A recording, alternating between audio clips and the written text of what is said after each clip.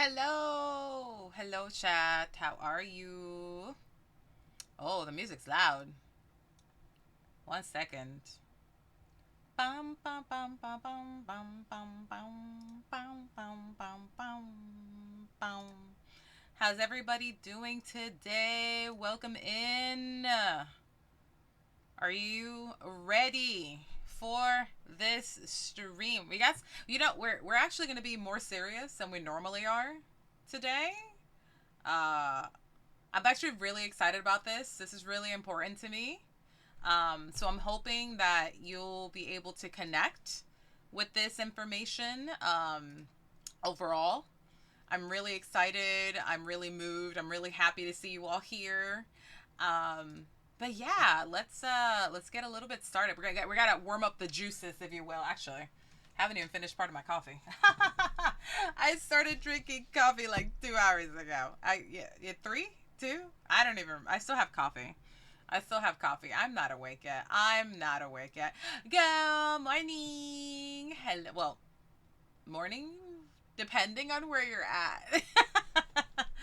How are you doing today? How we doing, chat? What is poppin'? Hello. Happy Saturday, wherever you're at. Two cups and try to be productive, yo, for real. Also, let's see who is in here. Jing, hello. Blackheart, thank you for the lurk. Also, Pastel, hands on my knees, looking ass on my possum ish. I got possum ish. We got a hands on my knees, shaking ass on my palm shit. I think that might be a better one. I like that one though. That's one of my favorite songs by her. I love this. But also drink two cups and trying to be productive. Yo, I feel that. I feel that. Also, did you see all of Meg's fits? She had 5 of them. 5 freaking fits at the VMAs. Yo, Fake Corpse, what's good? Welcome in. Happy Saturday. Let me pull up the charity. Also, if you were not aware, if you didn't know, where's the flyer? Let's pull up the flyer here for you. Chat, you're going to get covered up. So, this is our menu for the day. Oh, I need to look. Oh yeah, she did like a an homage to Britney on there with her like her I'm a slave for you fit. Like it was baller. Like she had like think like 5 different outfits for the VMAs. It was pretty amazing. But yes, here is the menu for the day. Ultimately, we have $1,000 goal to go to the PCOS challenge charity through Tiltify. Actually, let me get the link to donate. Let me go ahead to donate. Please use the following link. And right now we have a little bit more. I'm going to go ahead and pin that until we're done with stream. We're going to be going for 12 hours today. Hopefully in the hopes to reach that goal by the end of the night. So here, starting off with the first one, $100 is going to be an AMA within reason, you animals. Okay, so we're gonna have an AMA on stream. Number 2, $200, eat spicy ramen challenge. I really have been wanting to try those really spicy ramen and see how much pain it would bring forth. So that's gonna be the Wheel of Pain for $300. So ultimately, you're gonna be able to add really scary games or really crazy food challenges for me, and we will spin the wheel, and I will have to do that on stream for you all. Also, I have not forgotten our pizza stream. I will be doing that hopefully next week because I couldn't figure out what I wanted to do. And also, I don't eat a lot of pizza, so I'm trying to figure out what to do with that. Because if I have pizza, other people have to eat pizza. 400, I will make a pro cover song. You have all been bothering me to sing and make music now, apparently, for whatever reason. And so we will be doing a pro cover song, and I will post it. I have PCOS. Why? Yo, let's go. So do I. Hell yeah. I feel so seen. Fuck. Look, that right there. Look, I could end stream right now and be happy about that. I'm so glad that you feel seen with that. That's amazing. Welcome in. Buddy, thank you for the first $10. Oh my goodness. Thank you so much. We just started. Bunny, you're a fucking love. I appreciate you so much. But yes, let's keep on going. So 400, I'm going to make a pro cover song and post it on YouTube on a slightly different channel because I'm trying to keep all of my content separated. So I'm keeping my art separated. I'm keeping my gaming separated. And like musical shit will probably go on a tertiary channel. I know. Just work with me here. YouTube doesn't like it when you cross streams with your content. Okay. So I'm trying to keep it, you got to keep them separated. But thank you so much. Oh my goodness. $500, the halfway point. I will play Mortuary Assistant Jing! Oh my god. Okay, so Jing already did the every $25 will get you 2 signed art prints and stickers from my Patreon that I have active on right now. Also, I need to mail out a whole bunch of stuff for Patreon. Please don't come for me. I've been really busy. I'm so sorry. I already have almost everything to ship out. I promise Patreon subs, I will be sending you your stuff soon. Promise. I promise. Ugh. But thank you so much. Holy shit. We already have $35. But yeah, $500. We're going to play Mortuary Assistant with a heart rate monitor. And I'm going to cry. And I'm going to scream. And I'm going to be so sad to do this. But I'm doing it for a good cause. So that's going to be what we're going to be doing for that. 600, we're going to do a $50 gift card giveaway. It's probably going to be like Steam or Amazon, whatever it is. Nothing too crazy. Don't get too crazy. It'll be delivered to whomever wins it when we do the giveaway. 700, we're going to do a Lego build stream. And so I will build a Lego stream set on stream for you. I actually have like 2 in mind that I really want to do. So for you Lego lovers, excuse me, I will be doing that on camera. I probably need to angle it better, but it's fine. 800, I will do an oil painting on stream. I can't guarantee that it's going to be good, but I will do one, and then I will do a giveaway for the painting here on stream. It's probably going to take a while to ship it to you because oils take a long time. However, you can have your own original oil painting from Wa, who's still learning how to do oil paints. 900, a Shell cosplay. So if you wanna see Shell, the hip, that's gonna be 900. So if in case that incentivized you, we can do a Shell cosplay for that one. And finally, our biggest main goal is a new model reveal. So we're gonna have a model to showcase to you all on stream. You didn't know that was happening, did you? So we have an additional model to show. And so if we reach $1,000 goal, we'll be able, thick thighs save lives. Yes, exactly, pastel, exactly. And so that's what you get. So $1,000 will showcase the model on stream today. Babazai! Hello, baby. How are you? How are you? So ultimately, we have some additional goals for top donors. If you are part of the top donors, you will get a free Momo merch t-shirt. So the new one's on my 4th wall. So if you do ! merch, you should be able to get the link to the store and you should be able to see. Hi, Boo Crisis. Hello. How are you? Your other half is already in here. What's it called? But yes, if you want to see I'm alive and you, I'm estoy viva. Por ahora. Por ahora. We received our t-shirt. It's so good. Yay! I'm so happy. I kind of upped the jacket with the drawing on the back. She stole my you knew she was going to do that. You knew she was going to do that. I don't know what you're talking about. But the top 3 donors will get a free t-shirt from my store with the new logo and the new design. And every $25 will get you 2 signed art prints and stickers from my Patreon that I give out every month to my physical rewards. And you can see stuff that I put up there for you. I do a lot of stickers and prints, so it's stinky now. Here you go. You got to wash it now, bunny. You got to wash it now. But yeah, this is our menu for the day. Hopefully you are incentivized, especially with that $500 mark with freaking mortuary assistant. Like, I have a washing machine. That's important. That's important to have a washing machine. But yeah, this is what we're here for. This is what we're going to be doing. Also, thank you so much for the people who've already donated. What the heck? But yes, we are en route to our first goal, which is 100. Ask me anything. And obviously within reason. I'm not going to like dox myself, obviously. We're not going to be doing that. Yeah. I'm super excited. We are actually going to have a special guest on here in a little bit, and they are part of the PCOS Challenge nonprofit in which you are donating towards to speak on PCOS in case we don't know anything about it. Because honestly, most people don't know anything about PCOS. Interestingly enough, I had been showing signs since my teenage years, and it just wasn't something that was, investigated. It wasn't something that we, looked for. It was just quote unquote normal. Who the heck did that? Excuse me? Excuse me?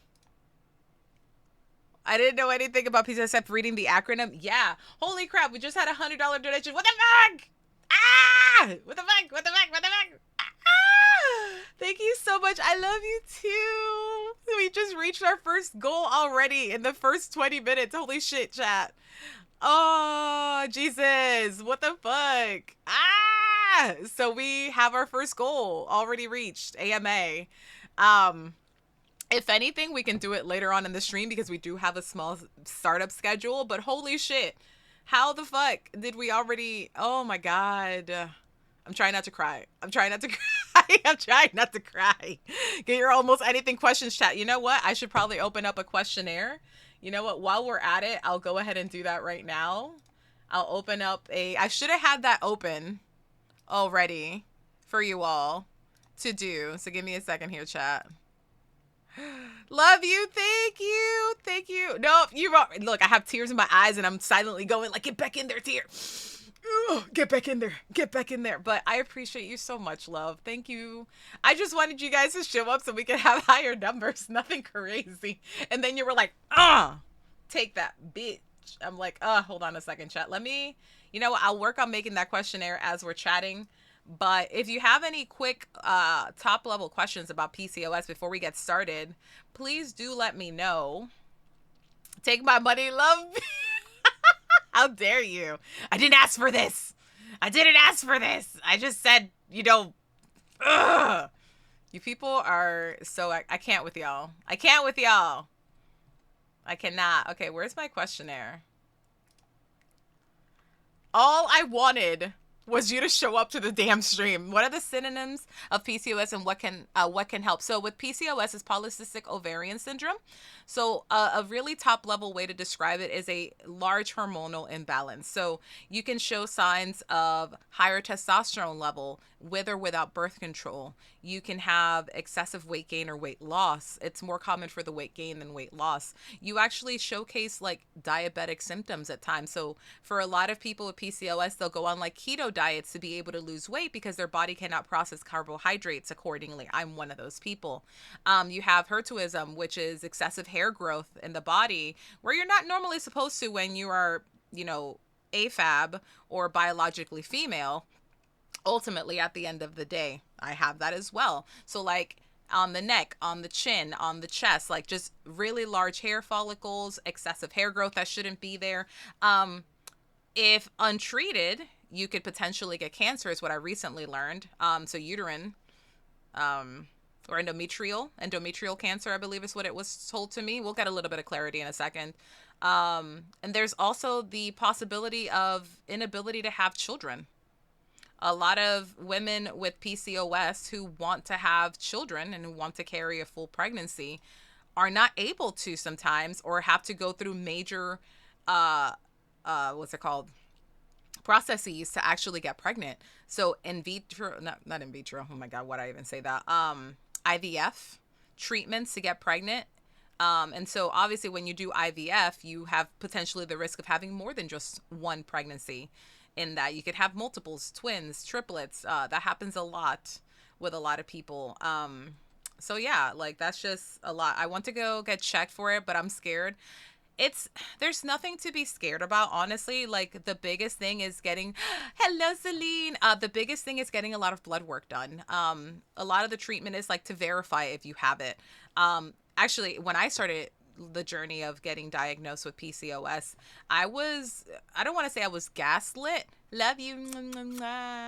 But the doctors were not listening to me. It was unfortunate. It was a male doctor. He did not really give me, a lot of, really positive experience regarding my situation and my concerns. So like I went through the ultrasounds, you know, topical and through the yoni. We're gonna just say yoni through the V. It was a lot of discomfort. Doctors gaslighting women. How surprised! Look. I'm trying. Look, there has to be some good ones out there. But what's it called? I went through a lot of back and forth, and it all came down to, well, maybe if you just lost some weight. And I was like, I'm sorry, what, sir? Excuse me? They're like, yeah, you don't really have PCOS. You don't have enough of it. And so that was very discouraging for me. Um, and so, I did not mean to do that. Oh my God, it's always good. Yep. It was super bad. I had this man look me in the eye and just straight up tell me that it was all in my head. Dad, thank you for the 36 months. Hello, love. Hi. Thank you so much for the resub. But yeah, I was pretty much just told, yeah, maybe if you just lost some weight, that'll be great. Yeah. And I was like, wow. That's amazing. I'm also going to put an additional question in here. If you want to do your name, I'm going to put that as an optional. No, we're not playing games. I'm going to put that in there. We're going to do this as a short answer question. We're going to do this as a paragraph. All right, so it's going to be one question per form. So you can share your name if needed. This is not required, so that's optional. And so I will AMA form. There we go. And we're going to go ahead and get that going for later. And I will share that. Thank you so much for the follow. Welcome to the Poop Troop Garbage Gang. Enjoy your new follower emotes. Canon event. Being told by a doctor you're crazy. Unfortunately, I have also had that experience. Look, being a female presenting individual, it's crazy. Perfect. Okay, awesome. Give me a second. But in a couple minutes, we're going to be bringing in our first guest. For this event. I'm super excited. Let me take off the flyer here. But yeah, ultimately it took me 2 years to go back to another doctor. And actually I was going for like a general checkup with my PCP, and they were like, your testosterone's really high for someone who's on birth control. And mind you, I put myself on birth control to help with my cycles because another part of PCOS is extremely painful periods, much like endometriosis, because they're kind of like cousins in all of that. And so there is some crossover. Just because you have endometriosis doesn't necessarily mean you have PCOS, but there are times when you do and you have both, or vice versa. You'll get some more information that way. But my PCP actually advocated for me, and they were like, hey, you should probably get that checked out. Oh my goodness, thank you so much for the additional freaking 25. Nobody, thank you. Thank you. I appreciate you. You will also be getting a message from me, so you can get some prints and some stickers from me if you feel comfortable with that, of course. If you have like an address that you feel comfortable with me sending you that information. But oh my God, thank you. We're almost at the second goal. What the heck? We haven't even been live for 30 minutes. What the heck? But kind of rolling it back, my PCP advocated for me, and they were like, you should go to an endocrinologist. And that started a whole new avenue of people who actually saw me as a person, who heard me, who actively were like, hey, what are you experiencing? Tell me about that. What have you done? What do you do? And so I have become right now I'm a little bit lazy because I took a little bit of a break, but I was a very active person, heavy weightlifting, eating better, going to the gym. You want to see that second goal challenge? You're like, give it to me. But yeah, it took a lot because they listened to me and they were like, oh, you do all these things. You're healthy. You eat good. You move. You're not fully sedentary. Why aren't you dropping the weight? Because like the biggest thing for me is like, if I'm going to be healthy, I would like to see some of, the positives in regards to having a healthy body, but also a lower body fat percentage, which was the biggest thing for me. I just wanted a slightly lower body fat percentage because I like being fit. Like, I actively wanted that. Shit, I wanted to be a muscle mommy. Let's be fucking real. Like, I wanted to be a muscle mommy. That's what I wanted at the end of the day. So, yeah. And my endocrinologist was like, got it. And so she ran me through all the blood work. We did a cortisol test. We did, additional checks with my testosterone and a whole bunch of other things that, were important for my health. And, after a couple, back and forth visits, I don't remember if it was a handful of weeks or a couple months, but my endocrinologist was like, yeah, you have PCOS. It's a scale. Hello, Slim Malibu, welcome in. Hi. But my doctor ultimately was like, you have PCOS. It's not as extreme as some other people, but you do have it. Let's begin treating this. What do you want out of this? Like, actively, not only did they validate me, they wanted to know exactly what I wanted to do.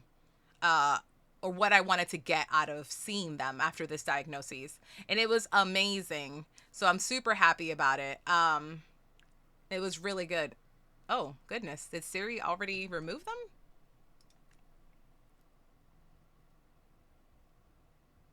What the heck? Siri said no. Oh, Sari. Graham! What the fuck? Why are you in there? Why are you in there, Graham? Grandma? Gremlin! Gremlin. I see you. I see you. I'm coming for you. I'm coming for you. But we're going to take a quick pause. I'm going to bring on our first guest. I'm going to go ahead and get ready for that. So hang on tight, okay? Hang on tight. All right, chat, we're coming in live in just a second. But please be prepared because we're going to welcome in #1 PCOS influencer for 2021 and 2022, multi-award winning advocate and educator, Ashley Levinson. Round of applause. Yay. All right, chat, let me go ahead and bring the screen on so we can kind of go over just PCOS at a top level for you all. So give me just one moment here to bring Ashley on. Just 1 second. All righty then. Hello, everybody. Ashley, can you hear me?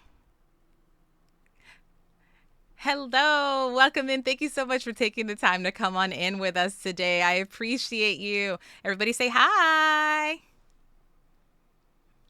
So Ashley is part of the PCOS Challenge charity who was very kind to spare some of their time today to just go over PCOS in general. Actually, let me move myself a little bit so I'm not hovering over you on the screen. There we go. Let me just get my pom-poms out of the way. But yeah, hi. Oh, I can't hear. Oh, you cannot hear them? Wait, chat, can you hear? Let me lower the music a little bit. Hold on, chat. 1 second. We're gonna lower that. Can't hear. Okay. Ashley, do you mind saying something real quick for us? Alrighty, chat. Can you hear that? Just me? Interesting. I thought I added no. Oh, there's been no music either. Oh, give me 1 second. All right, let's go ahead and figure that out. Give me just 1 second. My routing is all sorts of borked. Alrighty, chat. What about now? Can you hear Ashley now? Ashley? Hello, everybody. Really excited about being here today. Alrighty. The reality of live stream. Look, you can't have a good stream without some scuff, okay? Like, it's just the nature of things. Yes, very low, though. Okay, we can fix that. Okay, awesome. So let me put this on here. It's what I get for, all right. Well, we raised a little bit there. Sorry, Ashley, I did not expect to have a scuff. I thought I had it fixed already. All right, very low. Okay, chat, what about now? Can you hear? I probably. Hi, everybody. Yes. Okay, so hold on. Let's see. Somebody said very low. Okay, come on. Yes or no, chat. I need you to help me here. We got to fix the scuff. We got to fix the scuff, chat. Not the lols. Give me something to work with. Very. Yes, I can hear. Awesome. Thank you, Jess. Thank you so much. Thank you so much. Okay, cool. So, Did I scare people away already? I mean, no, no, no, no. They were like, "Where's the people? You promised us people to talk to us." And I'm like, "Come on, y'all. I thought I had this fixed last night. I stayed up late for this, okay?" I said we can hear now. Awesome. Alrighty. Well, here is Ashley. She is part of the PCOS Challenge charity. As I said, she took time out of her very busy schedule on a very busy month because it is PCOS Awareness Month. We started on the 1st, ends on the 30th, because I think, yeah, September's 30 days. So from the 1st to the 30th, bringing forth as much education, advocacy, and assistance with anything PCOS related. So if you want to go ahead and introduce yourself, Ashley, whichever you prefer, to kind of give Chad an idea of who you are. hi, everybody. My name is Ashley, and I am known online as the PCOS girl with a GURL just because I had to be fancy and do something different. So, I have been advocating for PCOS for about 25 years now, and that Ooh. was since my diagnosis in 1999. Now, back in good old 1999, there was even less information about PCOS than there is Mm-hmm. now. So when I got diagnosed before 1999, I've had PCOS for a very long time, but at the age of 13, I had really irregular menstrual cycles, and I was had acne, and when I would get a menstrual cycle, it would be so heavy that I couldn't go to school.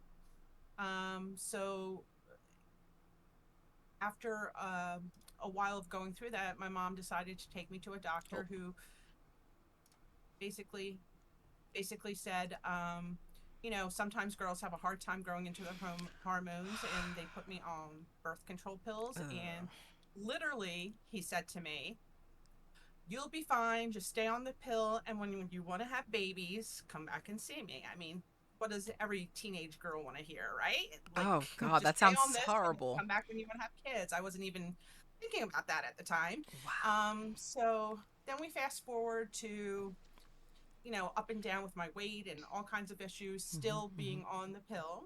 And Mm-hmm. then I got married, and then I was 29 years old. I don't know how that happened so quickly. And me and my husband at the time said, let's start a family. So, for the first time since I was a teenager, I went off the birth control pills. And literally within a 2-month period, I had put on over 100 pounds. That was focused around my stomach. And that's one of the telltale signs with PCOS is that you carry excess weight, but it's mostly around like your stomach and your hips. And that kind of like apple pear shape is Mm-hmm. Mm-hmm. usually associated with PCOS. And I had adult acne. I started Mm-hmm. getting hair where I didn't want it on Mm-hmm. my chin, on my chest, my stomach. And I started losing hair where I didn't want to, which was my hairline. So it was quite a lot to handle. My Mm-hmm. periods got really wonky again, and I would have maybe one every 6 months. And, I would went through a ton of pregnancy tests because when you don't have a period and you're trying to get pregnant, the first thing you think is, "Oh my gosh, I'm pregnant." And Mm-hmm. I probably should have taken stock out because I was buying that many pregnancy tests. Nothing was happening. I went to doctors over a 5-year period, and I got all kinds of stuff from doctors about, oh, well, you're having all these issues because you're stressing out about trying to get pregnant. You're probably sleep eating, which is a new one on me. All these different things that were like so off base. So finally, after 4 years, I finally came across a doctor who had just come out of medical school, and I told him my story, and I said, "Why not tell you? Because everyone else I told thinks I'm absolutely insane." Mm-hmm. And he walked out of the room, and at that point I was like, "Oh my god, do I have like some sort of like rare disease or something? Why is he leaving the room?" He came back with a textbook, opened it up, and there it was in black and white, 4 letters that were going to determine the rest of my health journey, which was PCOS. So Wow. at this point, you're probably all wondering, what exactly is Mm-hmm. PCOS? Mm-hmm. PCOS is what is known as an endocrine disorder. So this means it affects a person mentally, uh, hormonally, metabolically, and reproductively. So Mm-hmm. you have a lot of hormones involved, and it changes a lot of things in your body that can cause you to have anxiety and depression. It can cause weight gain. Mm-hmm. It can cause, because of the excess hormone testosterone, which a lot of patients with PCOS have, it can cause the excess facial and body hair. Again, the irregular periods. And believe it or not, as prevalent as it is, because it affects in the United States about 1 in 8 people, up to 70% of people who have polycystic ovary syndrome don't even know they have it, because doctors still aren't sure what causes it, Mm-hmm. and there's no cure for it, so they're not sure the best way to treat it. Yep. And it is also not only the most common endocrine or hormonal condition in women, but it is the number one cause of infertility in women, or I'm sorry, I should say patients who are assigned female at birth, Mm-hmm. live with. Mm-hmm. Yep. So that's the general overview of PCOS. Yeah, it's kind of insane thinking about it because I showcase a lot of those symptoms very much so when I was in my teenage years, like looking back now after my, my journey to just be diagnosed, because that's just the first step. Your first goal or post goal, whatever, however you want to classify it, is always, can I get diagnosed? And you Right. kind of, for me, I can't really speak for other people. It was one of those like, hey, I just want to get diagnosed. I didn't think about post that diagnoses. I've had, the excessive hair growth since I was in my teenage years. I had it on my chin, I had it on my neck, down my chest. And I never really thought much of it because, like, I'm still a teenager. I have acne like I'm supposed to.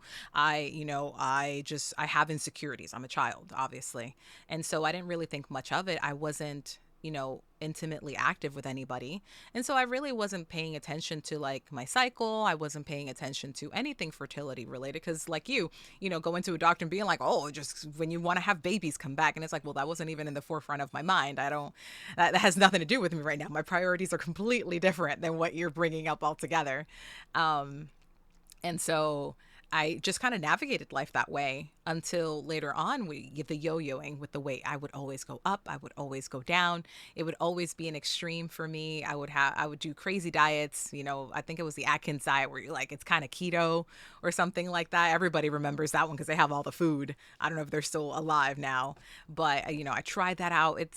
It was a big up and down, and it wasn't until later on where I kind of did an actual formal keto and I dropped the most weight. I dropped like 30, 40 pounds. And that now is a big indicator of like, oh no, that's like that pseudo diabetic behavior that comes with PCOS where I can't really process my carbohydrates. They just kind of stay stuck with me. It doesn't get turned into energy. It just gets automatically stored into fat.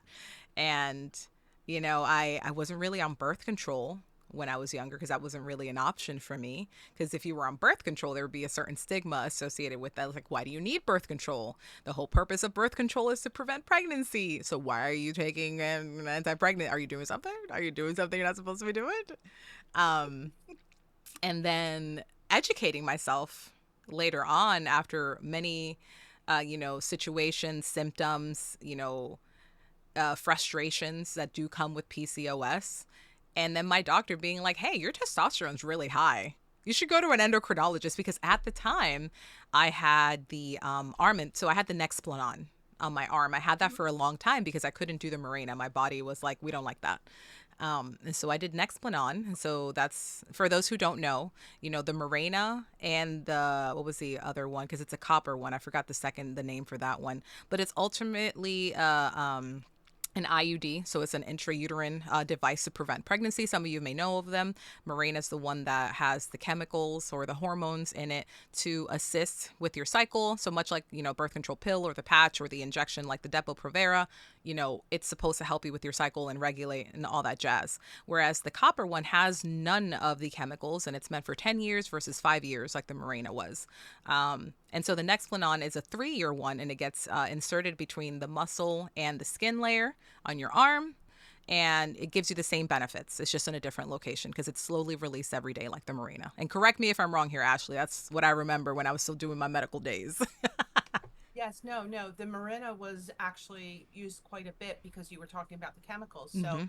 um, patients with PCOS generally have higher testosterone levels and lower progesterone levels. So, the Mirena has progesterone in it, Mm-hmm. so it helps even out those hormones, which Mm-hmm. it's a really good option for people who don't want to be on pills. And Mm-hmm.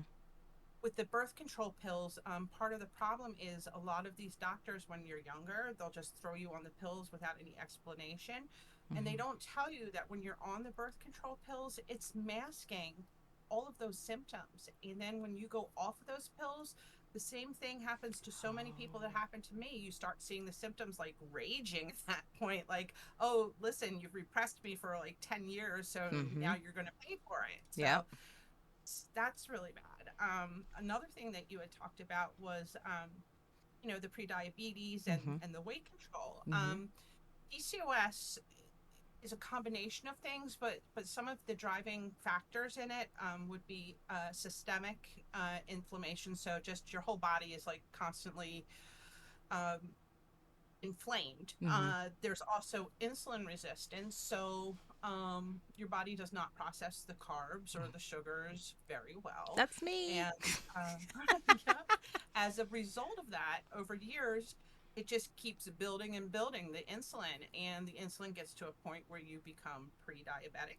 Mm-hmm. And then about 50% of patients with PCOS by the time that they are 40 years old have diabetes, and I'm one of Crazy. them that's lived with diabetes. So then you have diabetes, and then you try to control it with Mm-hmm. nutrition and lifestyle, and Mm-hmm. that works for a while, but then it just again keeps building. Mm-hmm. Mm-hmm. And then you're moving on to taking oral medications, and then you're moving on to doing daily insulin shots. So we have to come up with much better options, Yeah. and much more awareness and much more research and much more funding, which is why I'm so grateful for you to, Of for course. helping, because fundraising makes a difference and it Yeah. allows us to go and advocate. Mm-hmm. We go down to Washington, D.C. every year, and Oh. we tell government officials that, we need research money. Mm-hmm. We get less than 0.1% funding from the government for PCOS. And, we affect this condition affects more people than those that have diabetes, Mm-hmm. that those that have infertility, those that have breast cancer, Mm-hmm. which are all extremely important. I would never like say that Of we're course. worse Of or course. something else, but it's just showing that, this is as significant as all those other conditions and gets like no funding, no interest, no Mm-hmm. research. And, I'm still trying to figure out why. It's crazy. It's like, like biologically female medicine, has been put on the back burner for so long. Like I wanted to ask, like, what was the process like? Well, I guess you just kind of explained it because you mentioned in like 99, 98 getting Mhm. diagnosed. Like I can't even imagine. Like I also got, I don't want to say I was gaslit by this doctor, but obviously this doctor was not looking at my concerns and my worries from an endocrine perspective because I went to a gynecologist the first time around because I assumed, and since this is a, potentially a intravaginal situation like with those organs, that the gynecologist would be the person most suited to assist with this diagnosis, when in reality it was actually an endocrinologist. And that's another part of it is like people may hear about PCOS, but they don't really know where it lands because it's like, oh, only, AFAB people or, biofemale people have this. Sometimes even, intersex people might have PCOS. I don't know, you know. You actually, you are absolutely right on that, and that's one of the points that I wanted to talk about because, I was always kind of hyper aware of how it affects people, and people make different choices for themselves Mm-hmm, and mm-hmm, choose to do different things with their body. mm-hmm, Um, what happens to the people that aren't trying to have babies, or somebody who's part mm-hmm. of the LGBTQ plus community Yeah, and is looking for different types of treatment options? yeah. They fall through the cracks because, again, like, unless you're going to see an endocrinologist or a reproductive endocrinologist because you're Mm-hmm, dealing with like the female organs, then they're not going to pay attention. A general practitioner, like you said, is going to more times than not gaslight you just because they don't have the time to sit down and discuss Mm-hmm. this with you and Mm-hmm. really go over all of these symptoms and piece it together. Yep. OBGYN, same thing. Like they might notice you have cysts on your ovaries and say, oh, well, you have PCOS. But not everyone who is a biological female has cysts on their ovaries. And I'm going to put this out there because I don't think many people realize it. Mm-hmm. The condition is called polycystic ovary syndrome because back in 1935 there were two doctors that found the condition, Mm-hmm. and they noticed that there were a group of women that all had cysts on their ovaries. So Mm-hmm. that's why originally it was called Stein-Leventhal syndrome, which were the two doctors Oh. that diagnosed it. And for some reason, they changed it to polycystic ovary syndrome, which I think the name did a lot of disservice to the Mm-hmm. condition. So a lot of people think that to have this condition, you have to have cysts on your ovaries. Mm-mm. You ready for this one? Only 20% of patients who have polycystic ovary syndrome have cysts on their ovaries. Only Amazing. 20%. So they really need to be looking at the hormonal issues, and now doctors Mm-hmm. are turning more towards what's called the cardiometabolic issues because they're Oh. starting to realize it affects the metabolism, it Uh-huh. affects your cardio Yep. cardiovascular health, your hormonal health.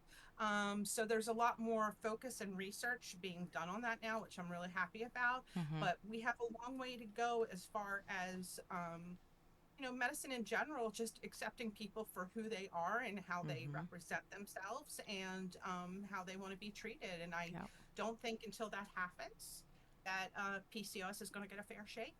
Yeah, no, it's and what I noticed, which it's great but also not great, is how unique everyone's journey is to get that diagnosis. Like the amount of relief that I felt knowing that what I was doing wasn't like wrong.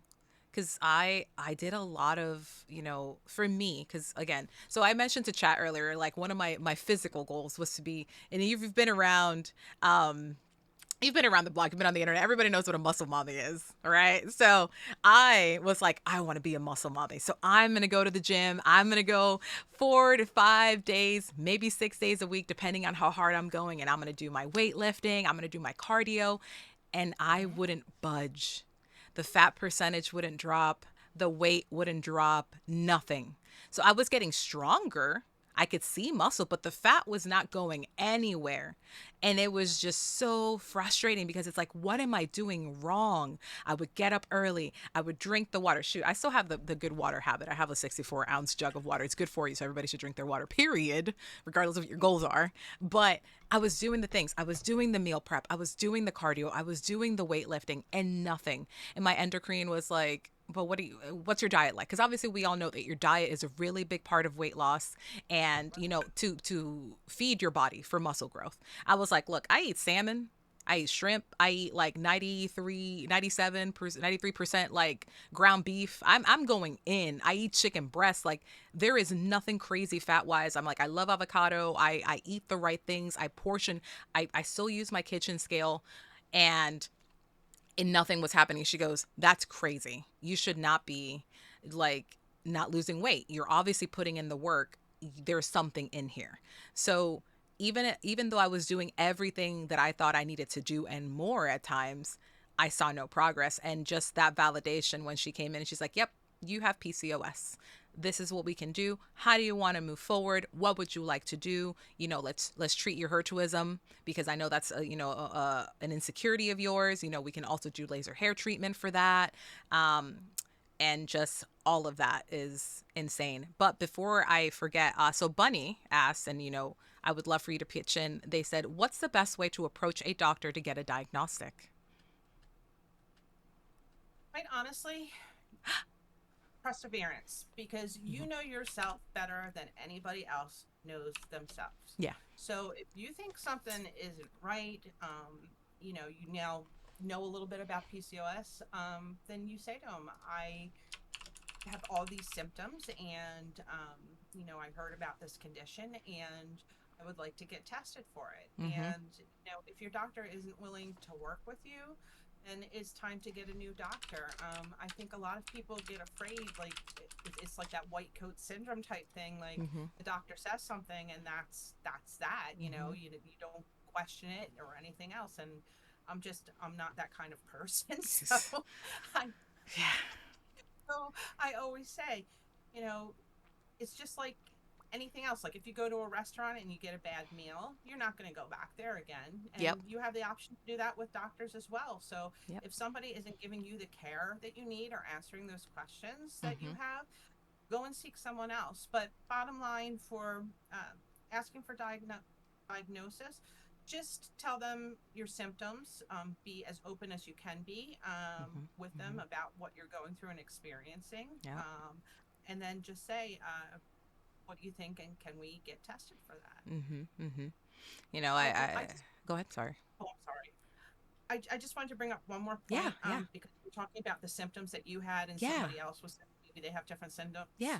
symptoms. PCOS is called a syndrome as opposed to a disease because there are no defining characteristics of the Mm-hmm. condition Mm-hmm. that are consistent from person to person. So basically, you could have one symptom of PCOS, or you can have 10 symptoms of PCOS, Mm-hmm. and they range in severity from person to person. So that's why it's a syndrome, because no person has the same symptoms with this condition. Yep. Yep. It's so unique to everyone. Like the biodiversity when it comes to this is absolutely unhinged, in my opinion. Um, just because, I feel, this is a struggle for all people who have PCOS. I feel like for me, I thankfully found like a balance for me with my endocrine, assistance, to be able to shed the weight that I wanted to weight, to feel healthy, to still enjoy foods that I enjoy and not be worried. I am fortunate that I don't have to navigate the fertility aspect of it. I am team no kids. I respect everyone who has children. I know family and friends who have PCOS and the amount of effort and work that they've had to go through to, just become pregnant because we all know that pregnancy in and of itself, those 40 weeks are crazy. Anything can happen. So to go through so much to just get pregnant and then begin another, very difficult journey. Happy, don't get me wrong. But if something happens medically, health wise, things like preeclampsia, things like, spontaneous, passing of the fetus when you're still early on into your pregnancy, maybe you get some testing in your second trimester and you find out that you have, some other things happening with your pregnancy. Like there's just so much to pile on, mentally and emotionally as someone who wants to carry a pregnancy. So it's just like I'm happy and fortunate that I don't have to, forgo that journey. But I applaud the people who do and go into it so strong, knowing full well all the struggles that's going to come with that. Yeah, absolutely. And that's I've kind of had a learning point with everything because I struggled, as I said, to get pregnant and with Mm-hmm. infertility and had to go through infertility treatments. And a lot of people don't realize that PCOS is a high risk when you Mm-hmm. get pregnant, Mm-hmm. for miscarriage, for preeclampsia, like you had mentioned, for gestational Yeah. diabetes, for low birth weight, Mm-hmm. for you know uh, cardiac issues with the mother and the babies. There are a lot of issues going on. So yes, there's a lot of fear in getting pregnant with PCOS, that you did all the work to get there, and is it going to go full term? But again, my daughter is the same as you. She has no interest in having children or anything else, and her vision of what PCOS is and Mm-hmm. how she wants to treat it and how she wants to address it was much different than my journey. And, Of course. again, I think that's one of the biggest problems is bridging that gap so everybody gets the Yeah. best possible care that they can with this condition. And Of I'm course. still not quite sure how we do that yet, but we're working towards Yeah, that. I feel like there are more doctors, of different genders, different backgrounds. For me, I had, I was lucky enough to have a set of femme presenting and AFAB, medical professionals that were willing to listen.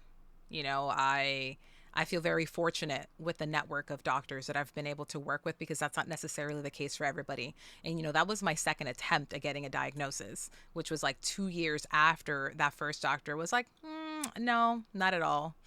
Let me see here. There's a comment from one member in chat. It says, I'm 34 now and have had endo since 2008. When I was 18 in 2019, I was stage 2 endometriosis. And then like 6 months ago, I went in for a checkup and they moved me to stage 4. And when I was talking, they mentioned I had PCOS and I was like, what? Since when? When they'd said around 2017, I was living and didn't even know.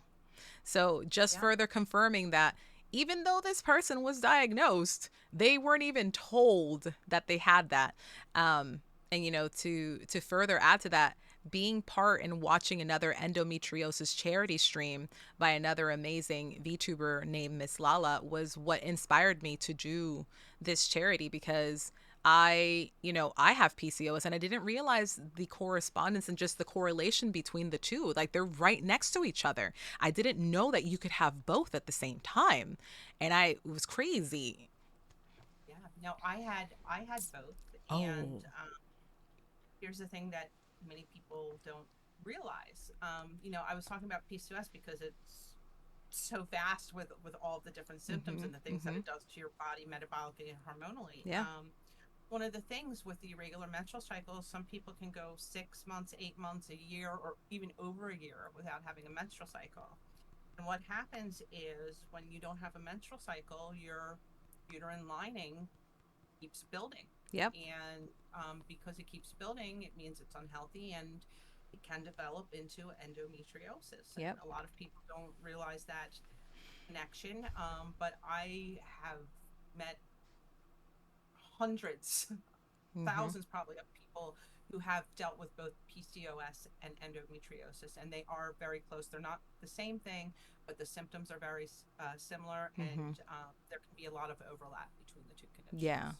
That's crazy. And another user stated, combine unique symptom sets with it being tied to gyno health makes the perfect storm for medical denial and gaslighting, compounded for people of color and the medical biases that disproportionately affect them.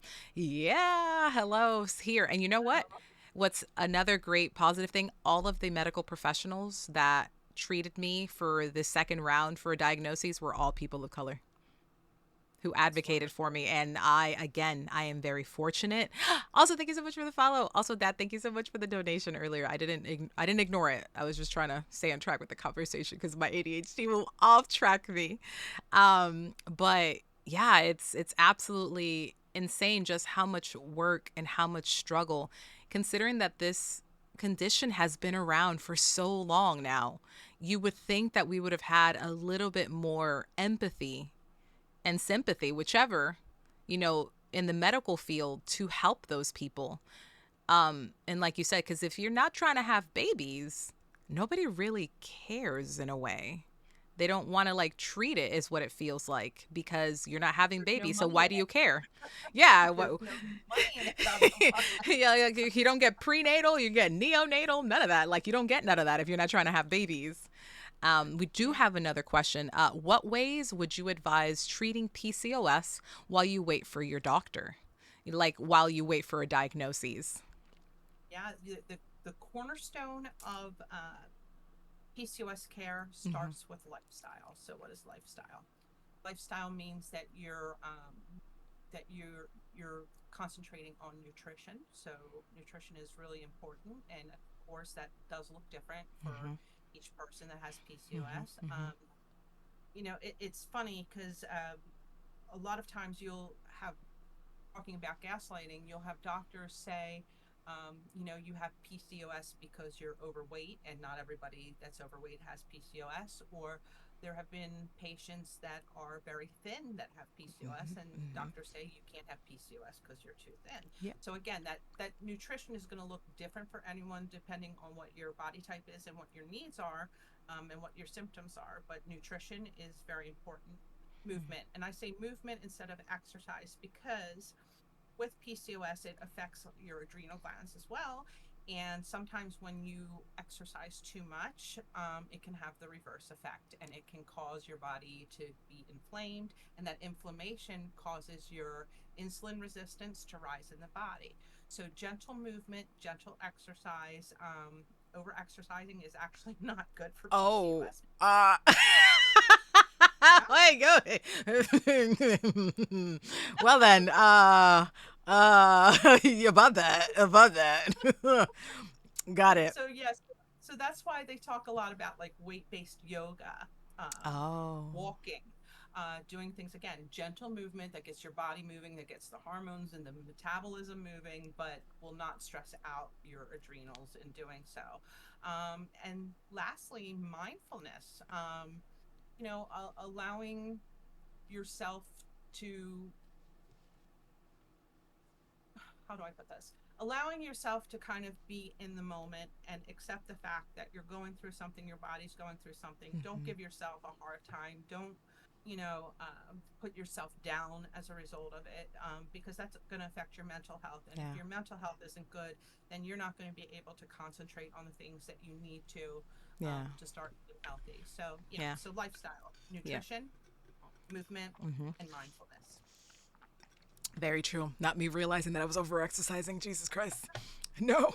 All right. So I don't need to be working out 5 to 6 days a week. Got it. Okay. Good. Good. Good. Good. Good. No, no, it's actually it's recommended 3 to 4 days of exercising with PCOS a week, or if you're doing it every day. Again, on you could go to the gym and work out for 3 days, but maybe on the other 2 days, again, you'll take a walk or you'll do Yeah. a yoga class instead of going full Yeah, force. mobility is also so important just in general for your body, because it's just good. I know a lot of I watch a lot of like influencers for like health benefits and like physique and exercise and things like that, but I take it with a grain of salt because biodiversity is insane. But a lot of them always talk about walk. Do like 10,000 steps if you can. Obviously, not everyone is physically ready to take that on, but maybe do a thousand, and slowly, add a couple hundred steps here and there, which, if you're moving around your house, doing laundry, like, and cleaning and cooking, like, that'll add up little by little. Go walk outside, go look at some, touch some grass. Like, we're all chronically on the internet over here. Go take a walk your dog or something. And, that'll do it. I believe that falls under gentle, movement for your body. It does, and I'm gonna sound so old here. I know they're not called this anymore because I know everybody has like Hmm. Apple Watches and everything now, Yeah. but I used to use what's called a pedometer. I don't know Oh. if people still Yep. use Yep. pedometers, okay? But basically, it tracks how many steps that you take. Yeah. And if you just take 10,000 steps a day, which I know you're like, lady, you're exhausting me right now. What are you talking about, 10,000 steps? But you don't realize, like, doing the things like you said, like laundry or walking up and down your Mhm. stairs, or Mhm. walking to parking your car further back in the parking lot and walking into the Mhm. store instead of Mhm. the closest spot. You Yep. could easily pick up those 10,000 steps, and Yep. that's really making a difference every single day. Yeah. Had someone mentioned how much exercise is too much. I was told by a doctor to go to the gym daily for an hour and a half to 2 hours. See, and before you pop in there, Ashley, I can actually go in there and say that's incorrect. It's recommended to do 30 minutes a day to keep your heart healthy. You do not need an hour and a half to 2 hours. You know who does that? Athletes, people who compete, people who their job is to look good and be physically fit or be athletic. Normal people, in the sense of non athletes do not need to be in the gym for an hour and a half to. I will say that when I was doing heavy weightlifting, I did go an hour and a half, depending on what I was doing. However, that was because I was warming up to that higher weight. And you have to do that to not get injured. So, taking your time in between sets to make sure that you do not hurt yourself, you do not cause permanent damage or even temporary damage was critical for me. But I was also doing really heavy, like, scheduled and like set up exercise routines with a trainer at the time because I was going in heavy with that. And she knew I had PCOS and she was aware of all these things. It's just, she was like, let's change this up. Let's drop the weight. Let's add more reps, so on and so forth. But mind you, I was working with someone directly for me. And that was okay for me because one, I had the endurance, and I genuinely do love to exercise, which I know is crazy. Some people are like, oh my God, who are you? Nobody likes working out. I love lifting heavy things. I like putting them down. I like picking them up. I don't know how to, it gives me the happy chemicals. I will say though, because of my ADHD, that actually helps my brain chemistry and keeps me on track. So for me, it impacts a different part of my own biodiversity. And I'm happy with that. But no, you do not need more than 30 minutes to get started. Shoot, you could literally do 15 minutes starting out Yeah. because 30 minutes is a long time when you have to work out. When you get on the treadmill, when you get on the elliptical, shoot, even the Stairmaster, those first 5 minutes really suck, don't it? Because They, you're like, I'm tired, man. I'm done. but you know what's really cool? Talking about the weightlifting, Mm-hmm. that's one of the best things that you can do exercise wise for PCOS. Do you know why? Why? Because muscle burns the Fat. insulin. Oh, wait, what? Wait, okay, I thought you were Yeah. going to come in with fat. I was like, I know muscle burns fat, but I didn't know the It insulin absorbs part. it absorbs the excess insulin. So the more muscle mass you have, the more it'll help you process that insulin. So that's why when I said yoga, I said weight-based yoga, Yeah. or like lifting weights and stuff. Like, Yeah. and that again, that would be. I know it sounds weird, but that weightlifting would be considered more gentle movement because you're not doing that constant repetition Yeah. with your body where your body's constantly going. Yeah, yeah, yeah. And that's what a lot of people also do with PCOS, do like the high intensity interval training as well. Yeah.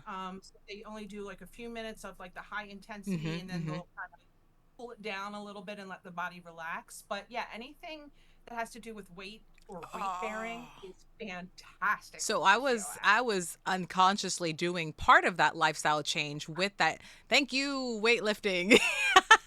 I didn't realize that it burned insulin. Okay, yo, chat. See, I thought I was pretty knowledgeable about PCOS because I've gone down that rabbit hole, but even today, I'm still learning because I did not know that. That is awesome. So I'm just gonna tell Well, people, be a muscle mommy or daddy or there you zaddy, go. whatever you want to be. Yeah, you see, well, I'm like a PCOS dinosaur. I've been doing this for so long that I'm like the PCOS encyclopedia now. So, Look, a lot of us here are oh, neurodivergent and we love dinosaurs and we love rocks. So I don't care how you place it. We all like some rocks and we all like some dinosaurs. Chat, can I get some confirmation there cuz I feel like I'm speaking for a lot of people, but I feel like a lot of you can relate to this. I got awesome. 2 new rocks yesterday. Look, I literally have a whole bunch of rocks in my house. I love rocks. This is true. See? See? I love You it. fit right in. You fit right in. It's I love fine. it. Yes. Let me see here. I got a couple extra commentary. Let's see. Somebody was surprised that, weightlifting like did that to the insulin, which is great because now I'm like, I haven't been weightlifting for a little bit because I've been really busy and I like to stay consistent with that. But what it sounds like to me is that I don't necessarily need to keep building and crushing my personal like best. I just need to keep adding it every once in a while, regardless of what I'm doing. So that's good. Absolutely. Let's see. Unfortunately, some doctors are somehow condescending and wrong at the same time. Yes. Because my Mhm. first doctor was super condescending about it by telling me to lose weight.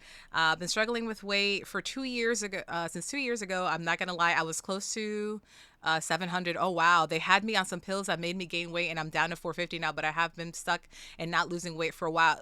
First of all, congratulations. That is an amazing feat. That is a lot of weight. You are doing amazing. But yes, just gentle movements and food and lifestyle changes, lots of water, good, and keep an eye out. I feel like a lot of us should be keeping like food diaries to see how our bodies react to them because things that are carbohydrates might be might work for me, but might not work for you. You might get, swollen and you might get a little bit bloated from a very specific carb that's actually good for my gut biome and my own body and I can process that. So that I feel like that is another good way to do it. And I know as someone with ADHD, it would be really hard.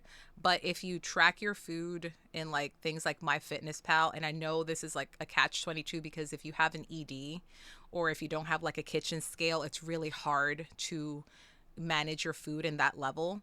But it did so much good for me because I was able to determine what a full tablespoon was, what a teaspoon was, what like actual 8 ounces of meat raw looks like. Excuse me. And it just helps with all of that. And that will help you figure out, be like, okay, well, you weren't paying attention. You just waited it. You put it on my Fitness Pal. Also, my Fitness Pal is free, which is another good thing about it. And it gave me the information that I needed. I didn't need to think about it. I always have my phone with me. So I was just like, boop, boop, boop, boop, boop, put it in the app. We're done. I don't have to think about it anymore. There's your food diary. And I feel like that's a good alternative for, a food diary for people if you struggle with like keeping that routine. But if you do it right before you eat, then bam. Yeah. No, well, I'll give you a little more Yeah. information on PCOS. Speaking of ED, there is a very high prevalence of eating disorders with PCOS, for a couple of different reasons. One, Don't look again, at being me. we're talking about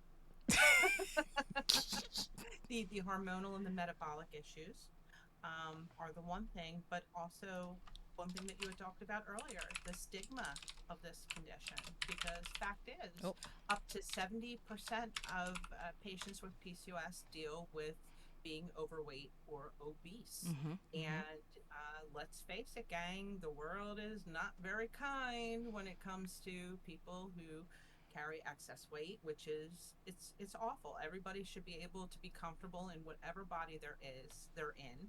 And sometimes when you have certain conditions, you're not going to be, like some of the people that you see in movies, or modeling and doing poses on social media. That's Mm-hmm. just not reality. That's not how Yeah. the world works. That's not healthy for any of us. Yeah. And I finally found peace, when I let everyone else's perceptions of what I should be and how I should handle my health Yeah. go.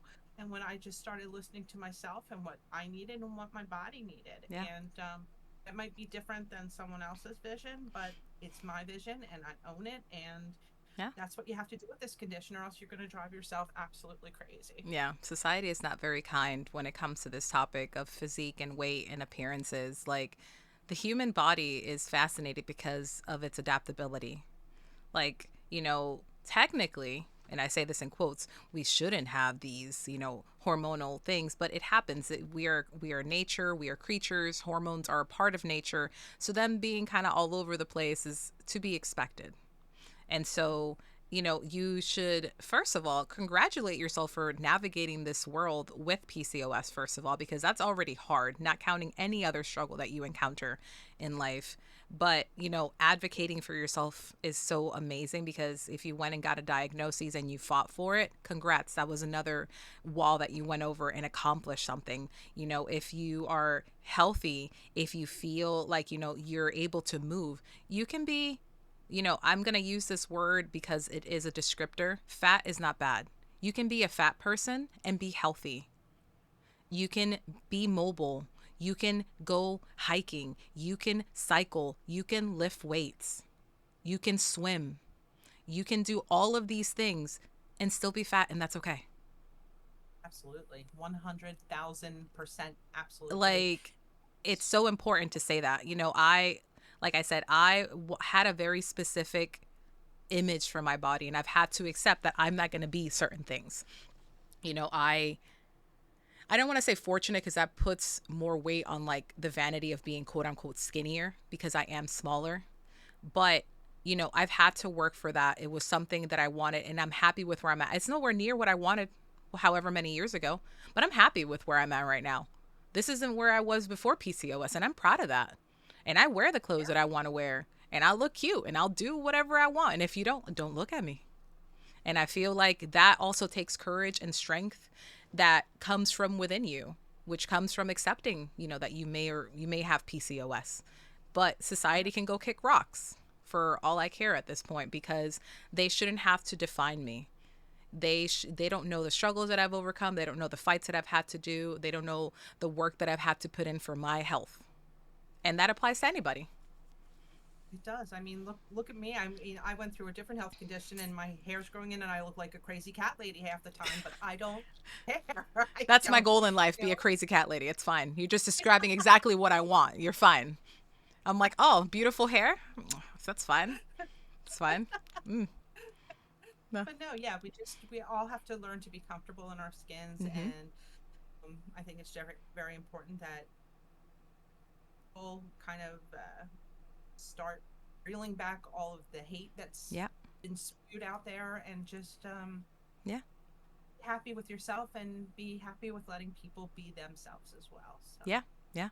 No, that's so true. Somebody says, I want to fight the person who came up with the BMI index. Look, as a person of color oh, who already was naturally curvaceous, like post puberty, like that person can also go kick some rocks for all I care at this point because no. yeah, like Dwayne the Rock Johnson, Mm-hmm. he's considered to have an outrageous BMI, believe it Of or not. course. Of course. Uh, So what is BMI? I mean, that's I hate BMI. And did you know, not just for PCOS, but for any condition, that you don't have to get on a scale when you mm-mm. go to the doctor's office, and you don't even have to tell them you don't want to get on a scale. You can even print out cards you can get online that says please don't weigh me today, and hand them the card, Mm-hmm. and Mm-hmm. make it more about your conditions and what's going on with you. It Mm-hmm. doesn't have to be about your weight or your body Mm-hmm. shape. Mm-hmm. And I hope we more and more get away from that, and the Yeah. BMI, because that's BMI is BS, is Yeah, really what sure it is. is. And that's putting it lightly. I'm trying to be good. And I pretty called the POS. Yes, that one. That one. Hmm. It's also so harmful because it's based on a body type that not everyone has. It's so unattainable by the majority of society. It's so constrictive and it's applied to everything. It's like technically everybody I know that is even like within the weight range and they look healthy or obese by the standard. I'm like, what are you basing this on, man? Skin and Yeah, bones? Like, what are you that. doing? Like, But anyway, I am going to have to leave very yes. soon. No worries. We're coming up on the this was the big scale. We said 30 to 60 minutes. We can yap all day.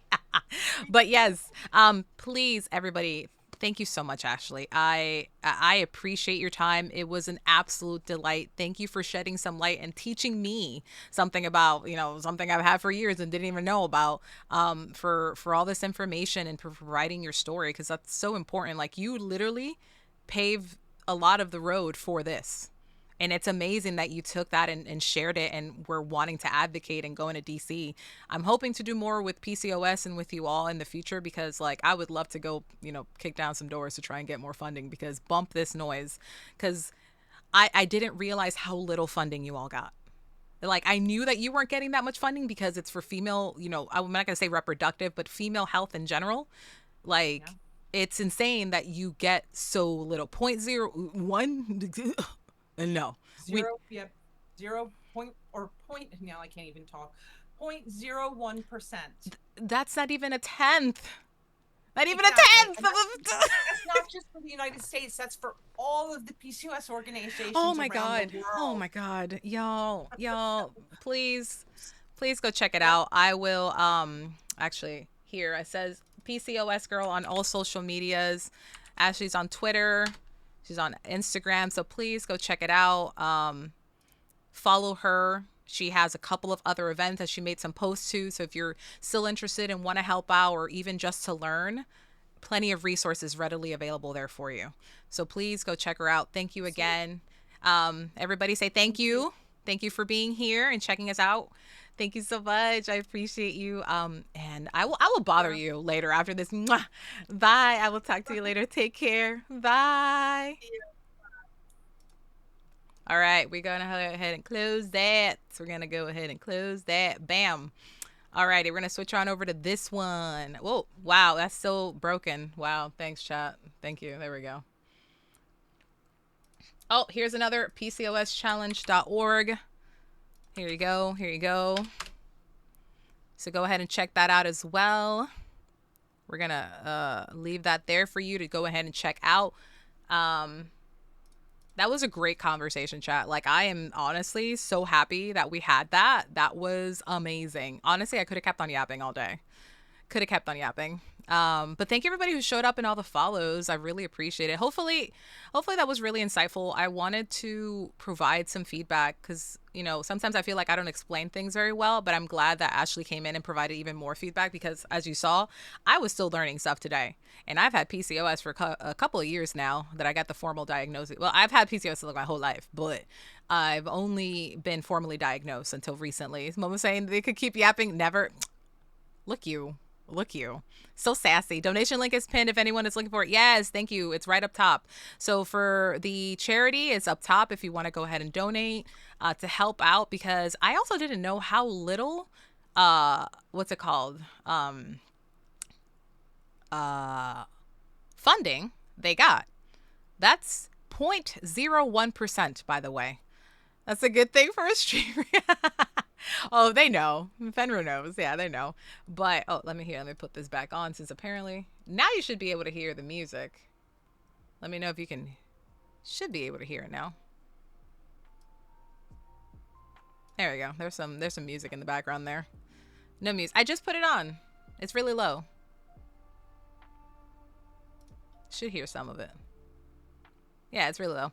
The lack of funding is honestly super alarming, especially with how much more awareness there is for it. Yeah. They're too fast. You're too fast for me. You're too fast. Your ear holes are taking in too much information. I was trying to separate the audio better last night, and it just completely pooped itself.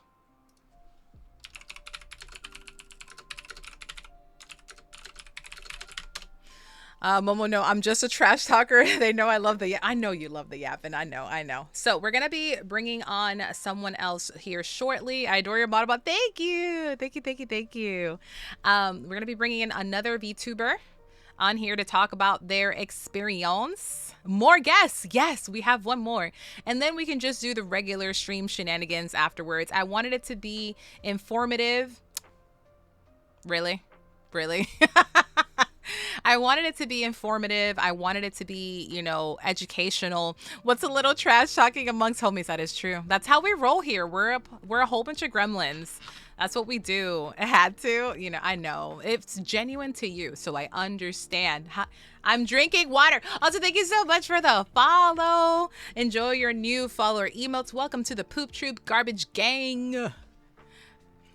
Yes, no, this charity is really important to me.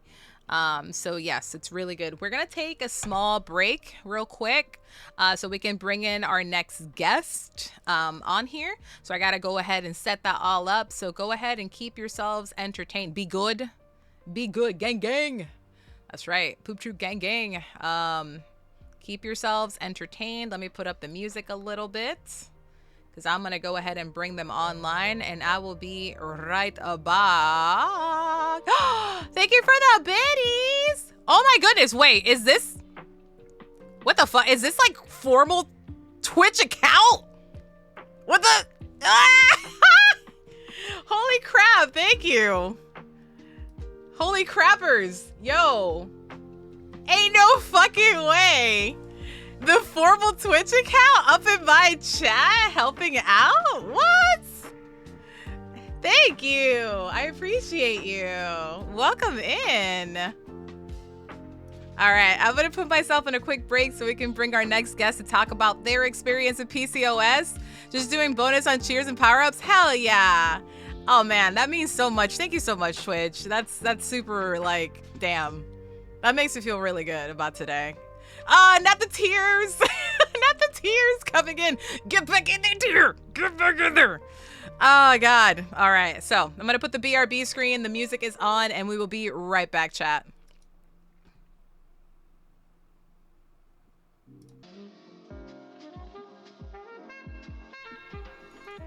All right, chat.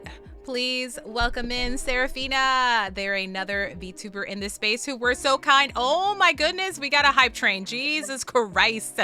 You people, I can't leave you alone. Welcome back. All right, we have Serafina here with us. Serafina, please introduce yourself so then chat can get to know you.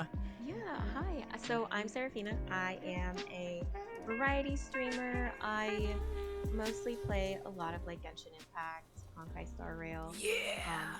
I'm a totally open book, so like I talk about my health related issues a lot, and it's very, very, it's all related to the PCOS. So, Hell yeah. um, yeah, I mean, this is really exciting to be able to come in and talk about this. But if you like Genshin or Baldur's Gate Oh or just yeah. really unhinged Yeah. stuff all the time, Yeah. I got you.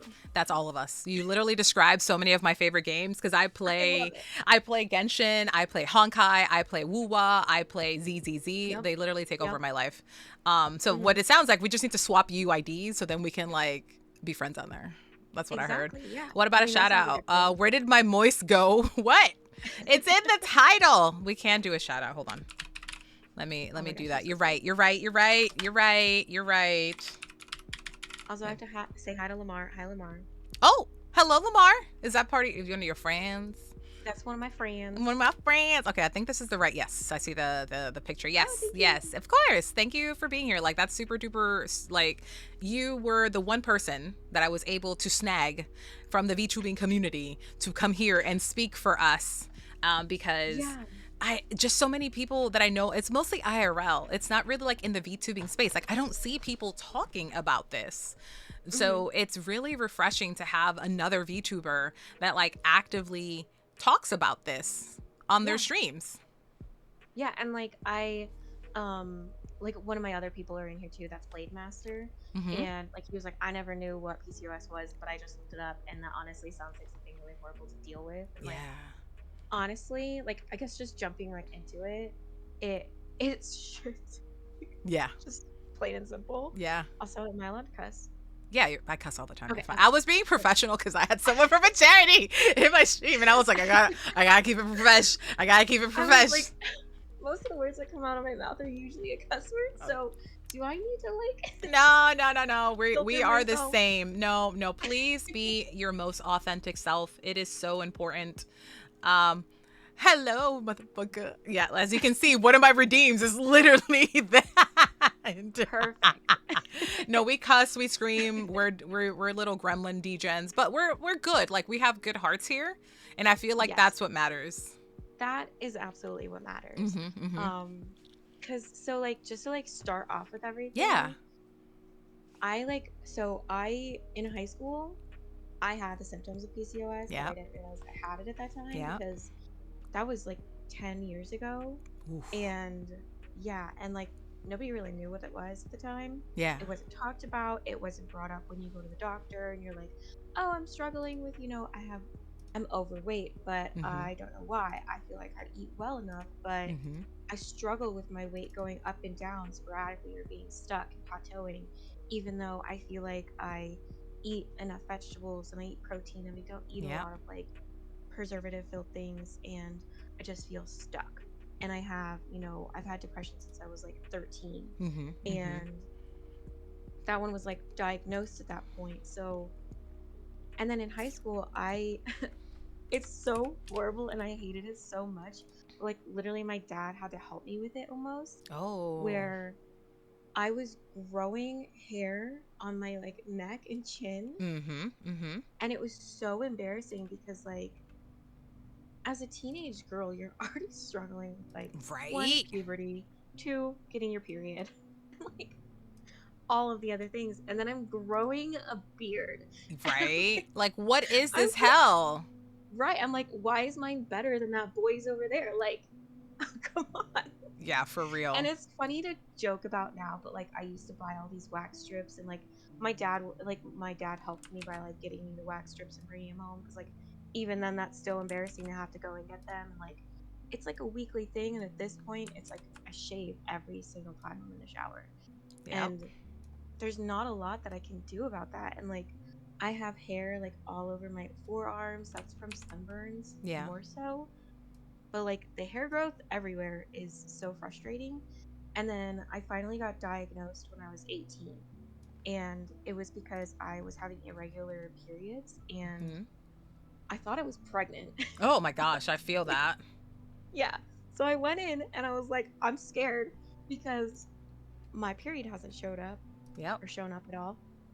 And they're like, oh no, you're totally fine. And I'm like, oh cool, so you're gonna charge me $800 to tell me that I'm not pregnant and everything is okay, even though I'm like full panic right now. Okay, cool. And then I went to another doctor, and they're like, just from what I'm seeing with, the difficulty with weight loss and the depression and your Mm-hmm. excessive hair growth and the irregularity with Yeah. your cycles and everything else like that. Plus, my sister, Yeah. she also had um, a cyst burst Oh, that's painful. while she was, yeah, very, like, it was so bad Oof. that she had to go to the hospital Yeah. and, like, violently ill, like, throwing up, everything else like that. Yeah. Very sick from it. And she had to go onto medication, Damn. which is estrogen. Yeah. Estrogen is what helps with PCOS. Yeah. And so that's what she went on because her ovaries were like the size of softballs, Jesus Christ. which is insane when you That, think about how they're supposed to be sized. yeah, like those things are not supposed to be that big. No, not at all. And so that was just that part of it. So I got diagnosed with it. And so I'm also trying to keep a timeline in my brain, Oh, no, you're fine. Yeah, which I'm softballs, all over yeah. the place Yeah. sometimes. Like the Yeah, inflammation and the growth of that area is insane. Yeah. yeah. Because it's basically the cysts grow in such an alarming rate, basically, Mm-hmm. or in such excess Yeah. that it's just a fluid filled sac. And then when I looked it up, like when they burst, they usually get reabsorbed. But there is the chance that they burst and then your body doesn't reabsorb it. Yeah. And I think it's risking septic issues at that point, Yeah. which is so scary.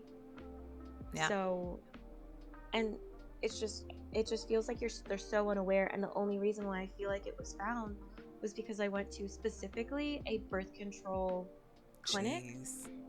And I think that's the only reason why I was even diagnosed at that point. Because I said in chat earlier, I was diagnosed at 18, Yeah. right? I went back in to go get birth control again, like this in the last year.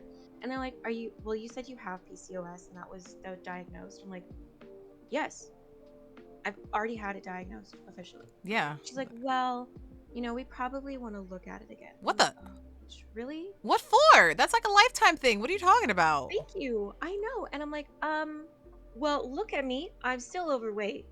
I still have hair growth everywhere. Yep. And I still have the horrible pain. Like, I can feel when a cyst bursts. Yep. It's horrible. Like, I can't breathe. Yep. It's not great. And it happens at work. Like, it happens just in a normal day.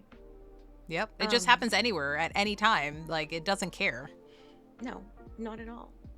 And the worst part of it is I went to go in to get like the estrogen pills and everything. Mm-hmm. Except I also have chronic migraines. Oh, no. And I used to have auras. And so because of that, you're already at risk of having a stroke. Oh, my God. Because of the visual impairments of the auras, they know that that's an issue with like blockage in your brain. So they're like, well, because you've had auras, you can't have estrogen because estrogen will also increase your risk of having a stroke. Love that. Amazing. Thank you. Yeah, it's great. Like, And so, what? and I'm like, oh, so you mean the one medication that can help me with my diagnosis I can't have? Okay, cool. Awesome. Thanks. Love that. We And love then to at the hear it. time- I know, we love it. We really love it. So they did prescribe like spironolactone, Yep. which is Yep. supposed to help with it. I actually need to take mine Um, today. Haven't taken I it. know, I'm like, I know, I'm back on it because before when they described it, they were like, oh, well, it's a diuretic. And I'm Okay. like, oh, okay. And then for some reason, in my mind, I was like, well, it's not actually helping. So I stopped taking it. Yeah, it takes And then so when I- long for it to like take and like actually do Like something. 6 months. Yeah. Like 6 freaking months. Yep. So I never benefited from it because it wasn't described to me properly. Because when I went back into the doctor, she prescribed spironolactone again.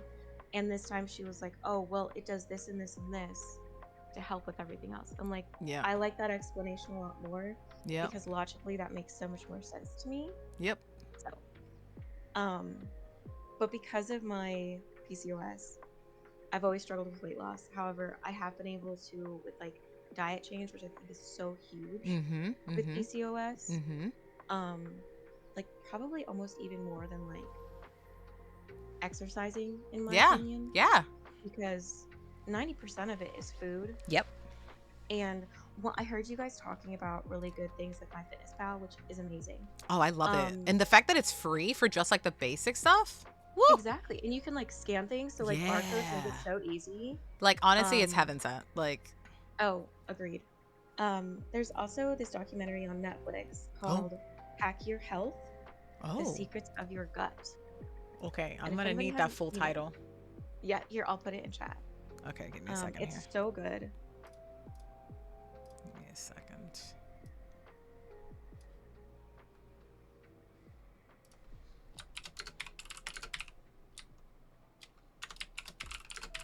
All right, please.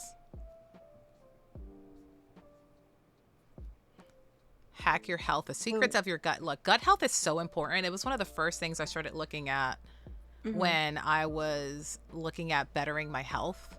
When I started like getting an idea or an inkling of the fact that I had PCOS. yeah. And like they just go so well in on it. Also, Mm-hmm.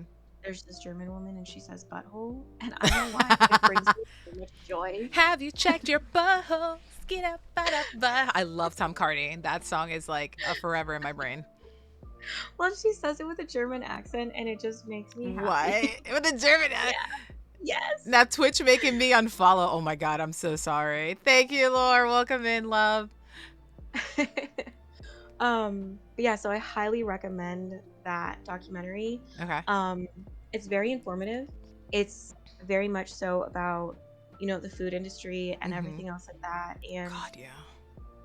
your gut microbiome being so, so important Yep. for just every day, like needing to have more fiber and cultivating better Mm-hmm. bacteria in your gut Yep. just so that you can, not have as many of these diseases that have come out, Yeah. like diabetes and cancer and thyroid issues and Mm-hmm. everything else. Like it really goes in on like how many of these are really related Yep. to our gut, and it's a lot. Yep. um because then PCOS also, I learned from a friend who she recently she was pregnant, she just had her baby, super Mm-hmm. excited Mm-hmm. for her. Heck yeah. Yeah, so she got pregnant and then got gestational diabetes. Oh yeah, that's common. Yep. And so she hyper focused on it, and she looked into the, gestational diabetes, PCOS, Mm-hmm. everything that was Mm-hmm. related to it. Mm-hmm. Mm-hmm. And PCOS literally causes insulin resistance as well. Yup. That's exactly what I have. I have insulin Yeah. resistance, so I have to be really careful with like the carbs that I eat. Yep. But now with the meds that I'm on, it like helps a lot. But Mhm. like, I wish I didn't have to be on meds to be able to eat the things that are supposed to give me like energy. Cause like, Right. I genuinely love fruits and vegetables. I eat Yeah. that shit raw. Like, whoa, hold on. Same. Shouldn't have said that. Don't take that as an out Don't. of context. No. Whoa. We're talking about science and medicine. We're talking about food. Food. Yeah, so like I'm big on like things like bananas and apples. And apples have higher fiber because of like their skin. And when you Mhm. eat the skin, don't be eating apples without the skin, yo. Right. Eat it. It's Exactly. good. It's fibrous. It's good for you. Just But don't eat the seeds. yeah, well, there's not enough arsenic in there to do anything in reality. But let's be, what No. what do I know about arsenic or anything like that? Well, okay, I think there was just a recall recently on a Oh, bunch of apple juice oh, because of the amount of ars. whatever from the seeds. Like they weren't Oh, taking the seeds out, and they had to do a huge recall. oh, that's crazy. The more you know. The more you know. I don't really drink juices. I prefer like I don't drinking either. like water and then maybe some alcohol from time to time. That's fair. But yeah, Well, that the comes thing from is about potatoes. juice. That's fair. The thing about juice though is there's so much added sugar. Yeah. It's not even really like juice anymore. It's literally just liquid sugar. Yep. It's insane when you really look at it. Mm-hmm. Like I picked up one earlier because I wanted to get some cranberry juice just for, Ooh, cranberry juice is reasons. good for you. Love, yeah, super beneficial. Yeah. But you don't want like the 23 added sugars that they have in God, like no. their juice cocktail. No, I don't So like that at all. Like it's ugh. no, no, and it's just it's part of what goes into everything else. Like I really Mm-hmm. want to keep talking about the hack your health Yeah. thing because they're talking about like how all of these things, if we don't nurture the gut bacteria, Mm-hmm. we still Mm-hmm. need to eat something. So then they eat the lining of your intestines, Huh? like the mucus lining, which is what helps protect everything else not getting out. So Oh. then, and like my dad is type 2 diabetic, so is my grandmother, but we don't have any other family history of like type 1, so it's all type 2.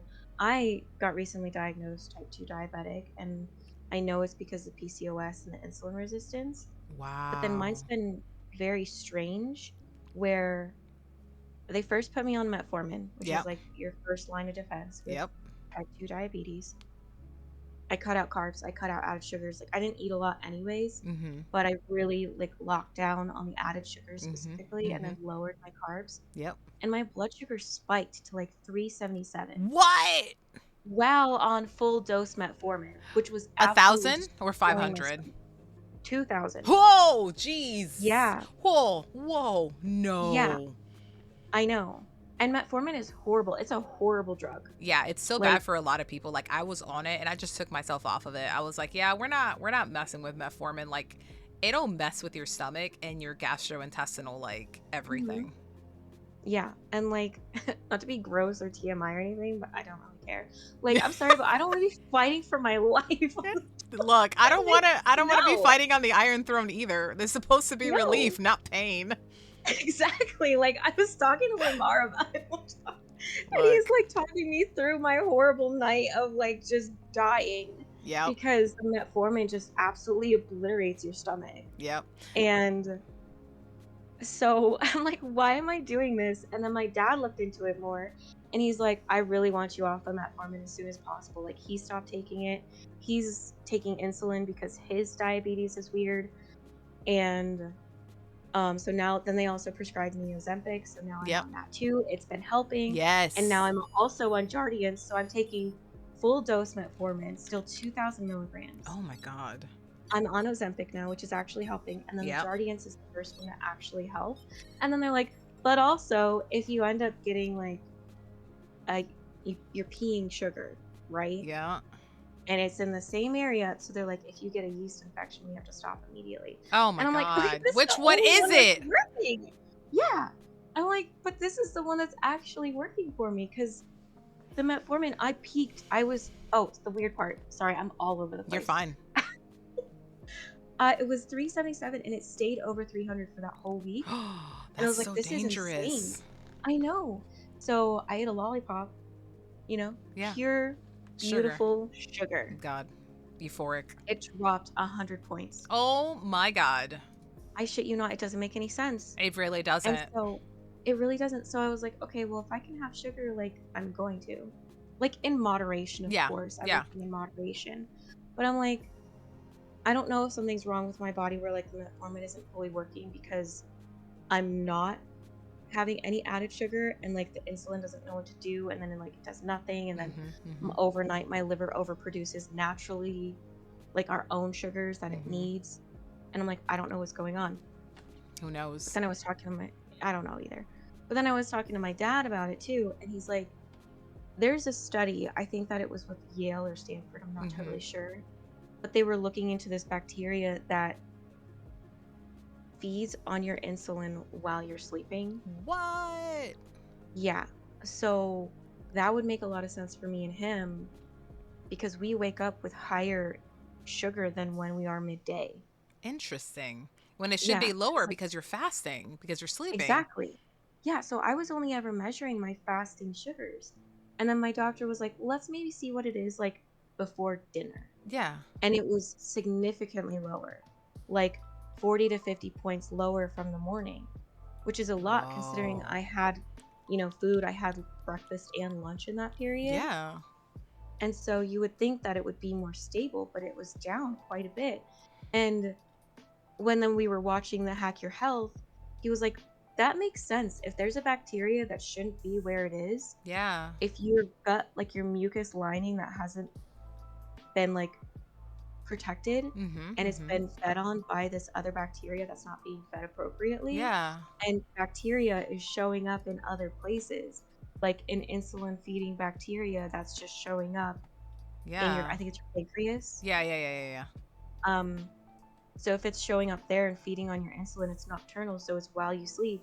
That makes sense that you would wake up with a higher sugar than Yeah. when you're active, awake, doing things, feeding your body, nurturing your body, everything like that throughout the day, and then having it way lower. Yeah. Because like my sugars are now down in like the 130s. I'm That's still working on insane-o. getting it lower, but it's a drastic difference, and it's still, again, it's higher in the morning than when it is in the afternoon.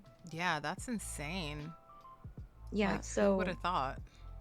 exactly. But then it also just goes to show like how much doctors don't know, and I don't know if they really care that much either about the PCOS Mm-mm. and the relation to type 2 diabetes and the infertility issues and everything else that comes Mm-hmm. with it. Mm-hmm. Because like there will, well, here's all your medication. Okay, but like what are we actually doing to help with this? Because Yeah. like, can I have like a nutritionist? Like, Yep. can we look to see if there's other issues at hand here? Like, Yep. why is there no help with trying to, like, the first line of defense should be food, in Yep. my opinion, Yep. but it wasn't. Agreed. And I'm like, cool, I guess I'll just do that myself. Look, I feel very fortunate because the way that my brain went, to kind of follow that same line of thought is like when I started my fitness journey a handful of years ago, like I went all in, not realizing at the time that I had PCOS, and I was already like Hmm. adding protein to my diet, adding, some mindful movements on top of weightlifting. Like I just went in because I wanted to lift weights. Like it was super vain because I was like, I want to be strong and I want to be thin and I want to Right. be this. And then it turned into, I don't want to be thin. I want to be healthy and strong. And then it turned Right. into, I want to be a muscle mommy. And then of course I started lifting heavier. And I was like, yeah, I'm gonna lift all these motherfuckers up. Like we're gonna do that. That's what we're gonna do. I love Um, that. and so like I got to the point where I have like a whole bunch of lifting gear and all this other stuff. Like I genuinely love weightlifting. Hmm. And as someone who also has ADHD, don't know if you have ADHD, but we might because I if probably apparently it's do. correlated. From what I found out from speaking with another individual in the same organization as Ashley, that Hmm. a lot of people with PCOS tend to have ADHD. They're related. Yeah. And I was like, huh, interesting. Um, I mean, that would but make sense. Yeah. Yeah. And I was just like, okay, because there was also a study for that. A man wrote a book for like ADHD, and he was like, high protein diets and exercise really help to mitigate or to kind of push down on the ADHD um, symptoms and like behaviors. It helps you to Hmm. stay more on track, and it helps to keep like, your brain happy at the end of the day, which I was like, oh, wow, I didn't know that because I was already doing that. And my endocrinologist told me that. And I was like, Hmm. oh, that's crazy. But it's great because I was also positively, working on my PCOS without really knowing it, Right. because that's a good thing. You're supposed to be eating higher protein, good fibers, and clean food ultimately, which for Hmm. anybody's health, they should be eating clean food, realistically speaking, Yeah. because that's just good. But then that's another tangent for we don't get clean food in the States, and that's by design. No. No. And I'm like, it's shocking. Like, I literally was looking at this package of, what was it? It was grilled chicken, Mm-hmm.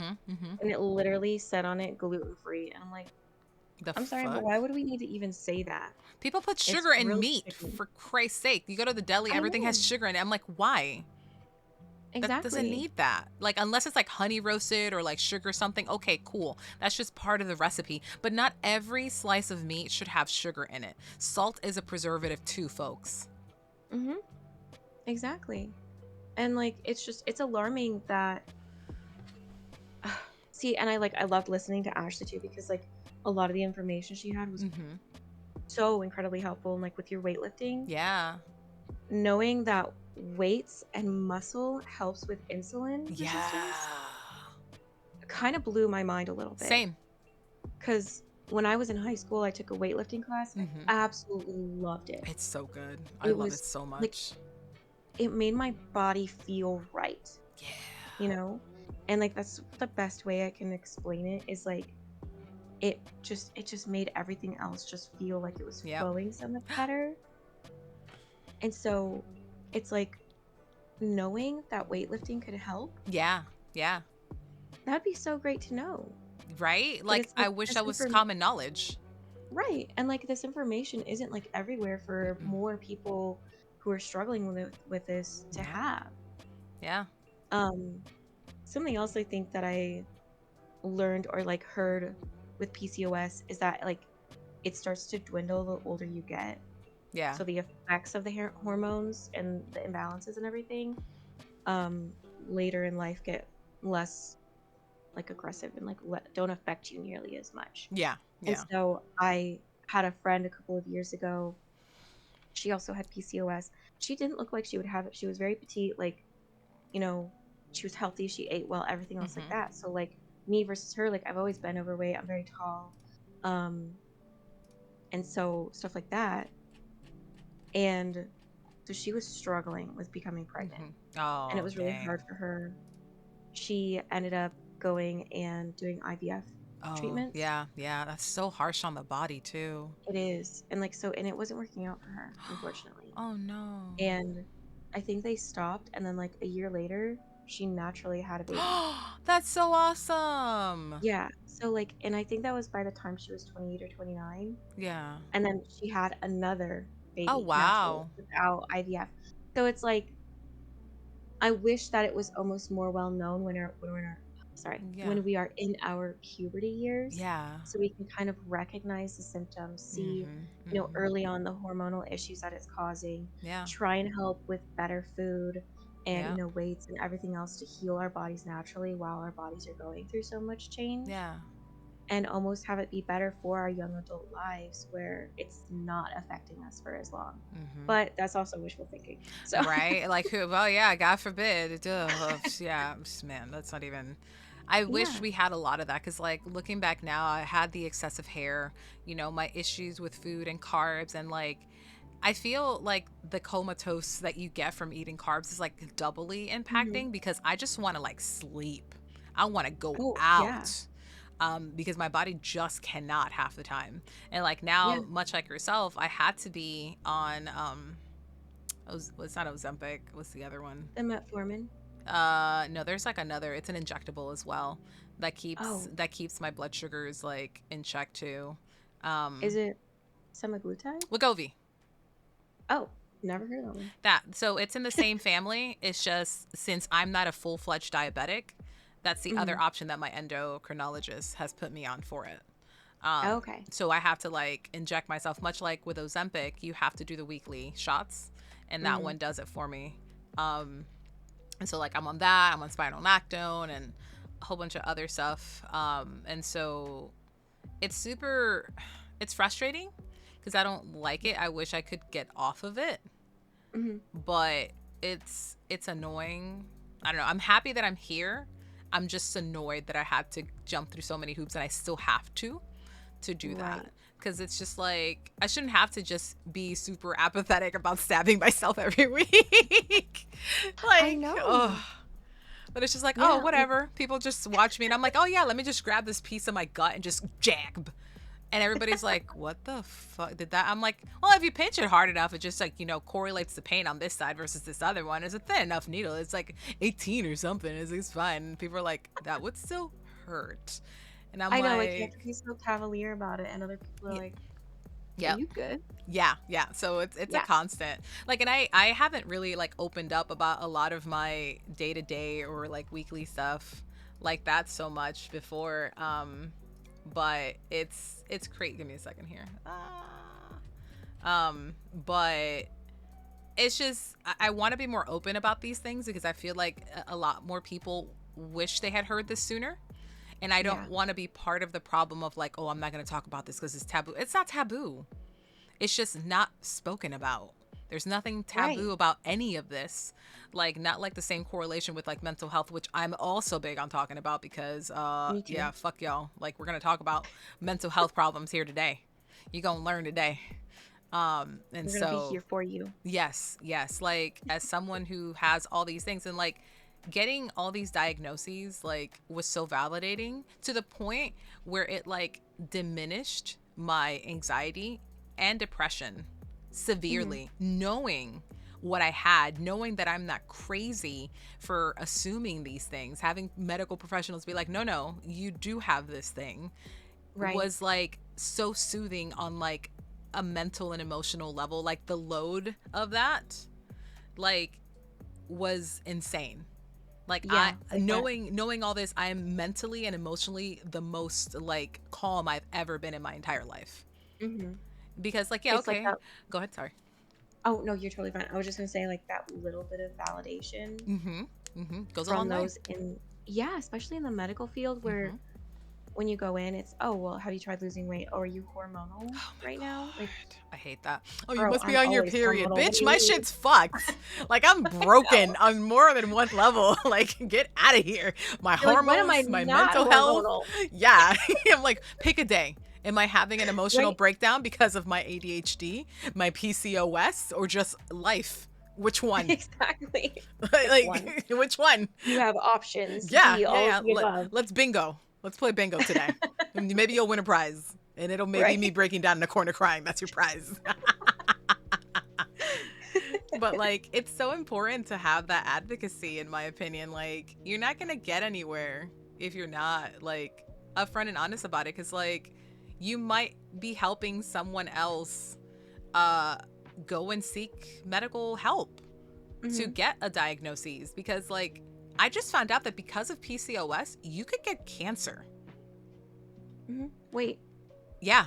So from how it was explained to me is, if you don't have your cycle, it means you're not shedding the lining of your uterus. Makes If sense. if it's just sitting there, it can become cancerous. And you can get Well, endometrial cancer apparently. that's alarming. Yes, very. So if you're not getting your cycle regularly, there is a high risk for that. I literally was like mouth ajar gaping as I'm on the phone with PCOS Challenge and learning about that.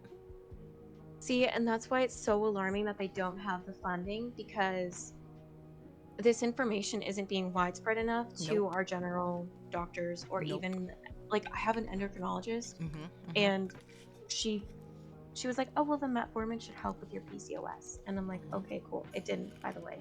But like what's going to help? Yep. Um but like not even knowing that. Not even taking a little bit more of like, let's try and get ahead of this.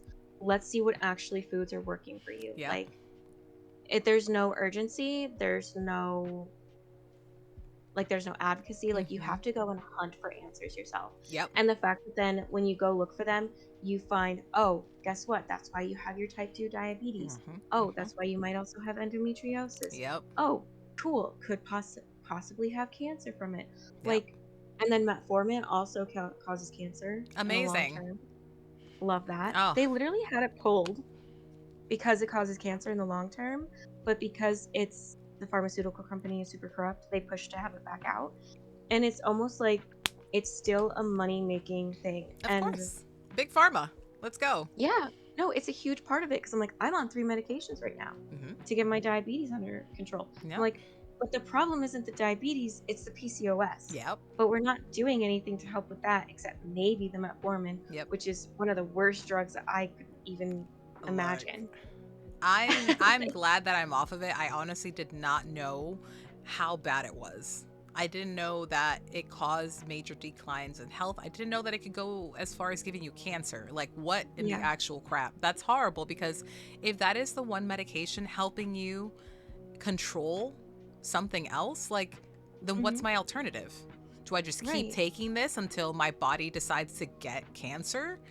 Or do Right. I stop it and then go back on my diabetes and risk potentially having pancreatic failure Right. and also passing away? Like, Exactly. And it's like, why are we not going to the roots and we're just worrying about mm-hmm, the branches mm-hmm, that are dying? yeah. Like, Like, there's a big issue in our medical field where we just treat symptoms and not the cause. hmm. Or we don't have time And to look at our patients. Not enough doctors for the right. amount of patients that we have. Yeah. And like, that's a big thing for me is like, that's big pharma having Mm-hmm, their nose in it. mm-hmm, Like, mm-hmm. not to get in too much about like money, Oh, but you're fine. because I'm type 2 diabetic now, all of my stuff thankfully is covered by my insurance, Oh, but that's good at least. that's only because I was like, I feel like I should probably get the best plan at work. And I'm glad that I did. Yeah. But But I and was it's sad thinking, because now you're tied to your job for yeah, that insurance. I know, and I hate my Yes. job. Yes. I'm like, oh, misery. Yay. But hey, medical insurance. Exactly. And so Oof. it's already paid for itself Yeah. from what I've paid so far Yeah. because like just to even so everybody knows how much this is absolutely crazy with big pharma and insurance companies. I looked at the amount of money that they charge retail to insurance on both my all my medications. The metformin Mhm. doesn't matter, it's chump change. Yeah. Um, but the Ozempic needle for 1 month Yep. is $1,200 to Yep. insurance. Yep. I can't even imagine how much it would be to me if Yeah. insurance didn't cover it as a Yep. tier one drug for me. And then the Jardians for 1 month, $733. Yep. A- Like, And this is someone who has insurance. yeah. Like, I can't even imagine someone who is trying to get diagnosed without insurance and then hmm gets diagnosed. And then it's like, oh, by the way, here's hundreds of thousands of dollars worth of monthly medications for you. Yeah. Enjoy. Well, so exactly. And like my dad's girlfriend has psoriatic arthritis. Mm-hmm. I think that's the one. But so or maybe it's the one where she has psoriasis. Okay. I think I said the right one. I I don't think know. so. I think so. I only know so much medical stuff. Me too. But so like her skin like it just it just peels away. It's Yeah. rough, it's itchy, it's Isn't it like an it's autoimmune disease? yeah. Yeah. Okay. And so she has to be on Humira because of it, right? Or No. she Yeah. was. Yeah. Yeah. So she was on Humira and it was just not doing well. Humira is expensive. So she went in, the pharmacist was like, "Yeah, this is like $400 for 3 months." She's like, "I know, but I need it. Yeah. Like I have to have it. Like Yeah. it's either I pay this or I'm in so much pain Yeah. because of the scratching and the itching Oh, I and can't my even skin imagine. peeling and the bleeding and like Yeah. everything." Thankfully, she decided to go to a different doctor who's more Mhm. holistic and Mhm. actually like advocates for you and doesn't go just immediately to what drugs can I prescribe to help your symptoms, Mhm. but Mhm. how can I try and heal your body so that the actual issue is getting addressed itself, Yeah. which is so important in my opinion. Mhm. So she's off the Humira. She's off Awesome. all of her other drugs. I think she just, I don't know what she does exactly right now. I think she just does more holistic, like topical medications. Mhm. And I Mhm. think it's, what did she say it was? I think it was like thistle, milk thistle or something. Okay. That might be wrong, but something like that. Um, but it just goes to show like how naturally you really can do a lot for your body, Yeah. Yeah. heal from the inside out. Same with like the Mhm. hack your health thing. They Yeah. say 20 to 30 vegetables and the fiber and the just having a different and like the what is the word I'm trying to think of? I The don't know. variety. Yeah. There we go. Yeah. I Yeah. don't The either. variety. It's a spice of life. So having the variety of different things helps to recultivate your gut microbiome. Mhm. So like over time, it could take like 9 to 12 months, but you can take the time and like heal yourself from the Yeah. inside out. But you don't get any of that from the doctors. And Nope. it's so sad because they just try and keep pushing medication on you and, Mhm. Mhm. oh, you don't need to change your diet. Just maybe do a little bit of less of this and then take your meds. That's because that's Sorry what if you they're feel sick. taught. Like they're just taught to Exactly. push pills. So it's like it feels like medicine is no longer really about the patient anymore, and it's all hmm about how quickly can you get someone in and out, Right. which is horrible because then you let people go through the cracks. This is how you have medical malpractice. This is how you have oversight of real medical conditions, and people do pass away because of this. It is a known fact for Exactly. marginalized POC individuals to get overlooked in the medical field. hmm That's another topic of conversation because mm, very mad Yeah. about that. Horrible. Yeah, I Because don't it's like that just, ish. no, it's just in and out. Or wait 6 to 8 months when you're like in dire need for a specialist. Yeah, exactly. Like Got my sister's trying to get diagnosed for something. She has to wait till January. oh geez, that's 4 months from Yeah, now. I know. And I'm like, you could literally try and fix it before you even get in there. Correct. Like, And that's absolutely crazy. unhinged. And then people wonder why people are turning to more holistic, more traditional medicine, because to Yeah. be seen by a damn doctor, you gotta wait months because there's Hmm. not enough people to see you. Yeah. So then people do their own research and Yeah. start looking at everything. But it's almost funny because a lot of the time you have to do your own research anyways, regardless of if you do see a specialist. Correct. Because you can't go in there not knowing what you want them to look at, because then they look at you like you're crazy. Yeah. But then you're like, something's weird. And what if you don't have that education? What if you don't have that access or the time? Like, okay, Hmm. great, the library's free and you can have internet and there's books and stuff, but then that means you need to have the time to be there to do that research, because that does take time and energy to Hmm. do. Or they're so dismissive, you're like, I don't feel like this is right. Yeah. And so you end up doing your own research anyway. Yep. And like, that's not even taking into account like the discouragement that you feel when a doctor's like, well, no, I think you're wrong. And it's just like, Right. and then you're like, but well, I'm not the one with the medical degree. So like, how maybe I am wrong. And then you just like don't advocate for yourself, Then you which, gaslight yourself. yeah, I'm like, but it's my body. I literally live here all day, every day. Exactly. So like, listen to me, maybe? Right. Yeah. Yep. Need to be made literal money to be seen quickly. Yup. Hmm. Can't And exist it's without really money. right. And it's so discouraging Yeah. Like, it's so because I frustrating. mean, it is incredibly so. I don't know. Yeesh. It's just, I don't want to say nothing bad, but this shit fucked. Like, legit. I'm about to say something bad though. Go for it. Oh no, but like I mean, it's sad. It's kind of pathetic because Mm-hmm. I don't feel like a lot of doctors.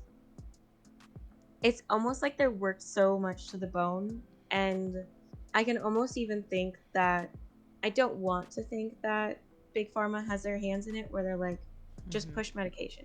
Yeah. Don't worry so much about a diagnosis. They'll keep coming back in. Yeah. When they And I'm don't. like, yeah. And like, what if they don't and they, end up getting even more sick? Mm-hmm. Mm-hmm. Like, my dad had a heart attack a couple years ago, Oh, and no. he's of the opinion that, like, he's like, I don't even really think that it was like a true heart attack. I think it was something else entirely. Oh, wow. But he's not really sure what it was, but they had to, like, put I think a shunt in his heart. Mm-hmm. Is that what it's called? I don't know. Jeez, Look, I I'm don't not even well know. informed. I'm like an oh, it's not EMT. That's the person who rides in the freaking ambulance. What's the chargy thingy mabob? The defibrillator. Oh, yeah. Yeah. To give you the shocks to kind of bring your heart back. Hmm. But I don't know if that's what you would do in that situation. Yeah, I don't know. I mean, like, he felt it coming, but then after they, like, got everything cleared up, he was like, wow, I feel like there's just pressure around my chest is gone. And, like, Huh. but they couldn't tell him why he had it. Yeah, that's. But he smoked and had, like, caffeine and stuff. But he's like, Oh, I don't actually think it was that because I think it was building up for a while. maybe. So he's doing a lot of research. I don't know Mm-hmm. how much of it is factual, to be honest. Look, it's hard to also find credible research where it's not Right. biased. Exactly. Like, Because, like, you can find 10 different articles and they Mhm. all say something a little bit different. You're like, okay, correct. so how do I weed out the truth? Because Exactly. even if I go to my doctor, I might be surprising them with some new information as Mm-hmm. well. Mm-hmm. That is But also true. It's mhm, crazy, yo. It's freaking crazy. Like, yeah. these streets ain't safe. What in the heck? Cam, thank you so much for the 25. Yo, we already did the first two goals. We got the AMA and the spicy ramen noodle challenge. So I'm gonna need some recommendations from people on how Ooh. to do that, because I need the spiciest one. I think in the 90s, a doctor talked to the Supreme Court as a whistleblower that insurance companies paid doctors to deny claims. Oh, so I recently learned also that apparently a lot of like medication claims get denied by people who aren't credible or don't have the merits to do so. So when you challenge it, to ask whom denied it and what their title was. And a lot of the times it'll come back around, they'll quote unquote redo the claim, and it's an actual person, because it's just an automatic system to just deny people. Even if the doctor showcases that you have like a condition that requires that, they'll deny it anyways. And so Wow. it's unhinged. Yeah. So, like, apparently, and, take it with a grain of salt because I don't know the credibility of it, but I fought claims and I'm like, no, no. My doctor, like, I've had to call in and be like, why? This is literally covered under my insurance. Why are you going back and forth and trying to deny this when my doctor filled out the documents that says I need this every Hmm. freaking month? Yeah. And they were like, oh, And it, well, we need to get, prior authorization. And I'm like, she gave it to you. yeah, What do you want? exactly. And so it's so funny because I actually work in medical billing, Oh, funnily geez. enough. Oh, man. Um, The I know irony. the irony. No, Oh. literally. Mine's very specific to like a durable medical device, Mm-hmm. but I work on the side that like I bill to insurance companies, Yeah. and there is a lot of times where it's just denied for no reason. And so we have to sit there and rework the claims. And, we'll Wow. submit medical documentation and, Yeah. our prescriptions and letter of medical necessity and everything else like that. I'm like, your medical policy says it's covered. I read it. I literally looked at it. And sometimes we get them where they rework it and they pay. But like Wow. the fact that you have to go through all these hoops or the patient themselves have to go and advocate and basically fight to make sure that they don't have to pay an arm and a leg because they charge an astronomical amount for everything Yeah. That's because unhinged. they can. Yeah, it is. Wow. Yeah, nobody should have to fight like that. Yep. Like, if you make something with the intention of helping with this and your doctor literally prescribes it to you, Yep. I'm sorry, I don't feel like you should have to pay for it. Yeah. No, I If you think have it's insurance. Like, disgusting. yeah, if you have full insurance or like have, like, at my company, I do commend them for this one. They have like reduced out of pocket pricing. Mm-hmm. And I think that's really commendable. Yeah. It's the only thing I can commend them for. Yeah. I'm like, and even then, I'm like, who has hundreds of dollars for this, my guy? Who? Right. Who? But it's just it's crazy, and, like, I've seen insurance pay tens of $1,000s on some of our claims, and it's almost obscene Yeah, it's because I'm like, disgusting. if Big Pharma wasn't charging so much for these medications and then charging insurance so much, then we wouldn't have to pay so much for an insurance. And Yep. it's so cyclical and it continues to go up, so everything else continues to go up Yep. and it's just never ending.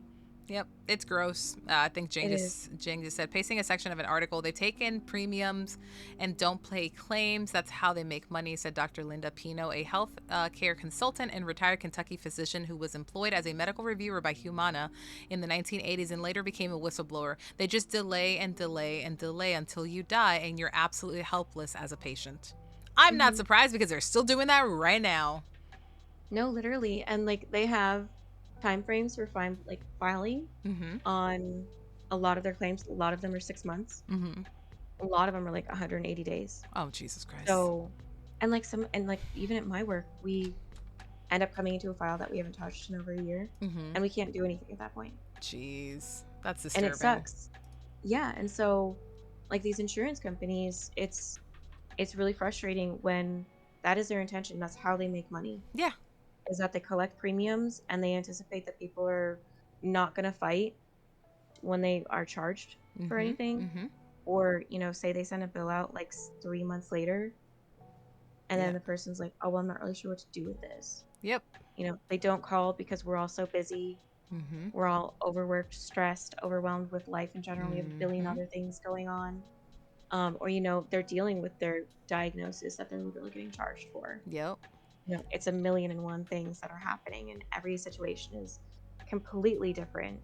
Yep. And it's just sad because they take advantage of that. They sure do. Like, it's Mhm. absolutely insane. But they'd Yeah. also hope And the then I've patient had, will settle for less expensive, less efficient treatments. Good God. Yeah. yeah. And like, I've seen it where too, like, um, people are scared to have their insurance billed Why? because they think that because they don't get explained insurance well enough, either from their employer or from the insurance, Oh my God. provider that they buy it through, because people don't understand what their deductible is. That's And then true. people are worried, like, I don't want you to charge my insurance because my rates are going to go up. which they're going to go up regardless because Yeah. insurance is free. Like every other And year, that's, my insurance is going up in price. yeah, because that's a contract with your employer at that point. Yeah. That's what they've negotiated out. And so your insurance premium is going to go up regardless. So you might as well use it. Yep. And then people are like, oh, well, I don't understand what my deductible is. And like, it's just not explained at all. And then there's so much money that goes in and out of it. They don't explain like in network or out of network or anything like that. And then these people are just absolutely reamed. Yep. And like, when they're pinned with a bill that they never should have had because it was never explained properly. Yep. And, you know, they got probably subpar help from someone who doesn't fully know the diagnosis that they're even giving to someone. It's absolutely insane. It's really crazy. Yeah. Like, it's so unfortunate because I remember for the longest time, I didn't understand like the different levels of insurance and like just what that entailed. And how, you know, one higher deductible with lower rates and all that jazz. And I was like, wait, what's the difference between all of this? Like, I need all these things, but like, why is this so different? Why are these plans so ridiculous? And having to navigate that is just absolutely insane. Having to ask other people for help, it was just like, but why though? Why is this so difficult to like figure out? I don't understand that. Like, yeah, and then your experience, even if you were to call your insurance company and try and have them explain it to you, your experience will be different from person to person. Jeez. Because you might get that person who's like tenured and they are a rock star. Yeah. And they can explain it in and out, up and down, side to side, every single piece of it, and you understand completely what they have told you. And then you'll get someone else who's like brand new and doesn't have the knowledge to articulate any of it, and is kind of like a, oh well, this is that, like they give you their understanding and it's so basic and new potentially. Jeez. It's like I see it at my job where like we have insurance call us sometimes, yeah, and we explain what exactly we do as a company, and I'm like, the more time that I'm here, the better answers I can give you. Yeah. And I know that is going to be in every single industry. Yeah. That's unfortunate. And so, yeah, and like it sucks when you think about it that way too, because like you want to be able to trust that the information that you're getting is correct and factual, but everybody's learning still. But it's kind of going back to like the lack of funding. Like there's not enough money going into the PCOS foundations or anything like that where they can actually get this knowledge and this information out to the people who need it. Yeah. Or out to the providers and the doctors who are trying to inform their patients. Yeah. So it's just sad. It really is. I was also, when I was speaking with the charity, I think late last week, talking about how, you know, trying to go to more marginalized areas because people may not even know what the heck this is and they have it. Right. Like people like native Spanish speakers, like I went as far being like, if you need someone to speak Spanish to these people, I will more than happily do that for you. I know this is a nonprofit. I know I'm not going to get anything out of it, but like, you know how much like frustration, despair, depression, anxiety, like you name every single emotion that can cause any sort of weight on you, to have that help and have that be avoided. It's priceless to me. Like I would have loved to have known this when I was younger and know that like I wasn't going to like do certain things or my body wouldn't be able to do certain things because of this. Yeah. And like one thing with PCOS too is it's kind of sick. I laugh about it a little bit. It's not funny though. We just have really dark humor. Trust me, I get it. Yeah, no, really. So like it's so messed up because PCOS literally causes depression. Oh, and amazing. weight gain, and like it's a hormone imbalance. Yeah, that's true. You literally have excess androgens, which is why you have the hair growth. As I plucked one right now. I know, literally. I've taken a lot like two while we were talking. I literally had one of my mustache hairs like grow like an extra inch and it was black, and I was like, oh no. The disrespect of my own face. Yo, for real. I have one on my cheek. So like it's Yeah. literally where my dimple should be, and like right there one hair specifically grows. And sometimes I'll get a pimple and sometimes I won't, because it's not even a pimple, it's a damn ingrown. And like Literally. this month it gave me an ingrown pimple, and I was like, you have been coming out just fine, and I just pluck you and we carry on every month, dude. And this month you want to be extra? Fuck you. Right? You're like, this is not the month to give the razzle dazzle. No, Okay? I didn't need that razzle dazzle this month. Like, yeah, like, Nope. Like ingrown hairs are brutal in general. They Like are. I get them on my chin all the time. It just looks like acne. People are like, well, stop picking at it. I'm like, bitch, I have to get the hair out, because then the thing Literally. isn't gonna go away. Exactly. It's gonna get worse, and then Yes. it's gonna hurt. I literally had one on my fucking hand. Oh my God. I had like a little, it looked like a pimple. And I was like, what is that? I don't really get pimples on my hands. And so I'm like picking at it and poking at it, and I'm like, just, messing around with it. And I'm Yeah. like, oh, what is that? And then I start to like pull the hair that I see out of it, and it just like starts coming out. I'm like, oh shit. You gotta be kidding me. That's fucking And then like it was unhinged. totally fine. Yeah, because it was there for like a week. And I was like, what is that? As soon as I pulled the hair out, 2 days later, totally gone. Oh my God. Yeah, and then the pimple goes away. People are like, why do you keep picking at it? Yeah. I'm like, because I'm trying to get rid of this. The root Right. of the problem is literally the root of this hair.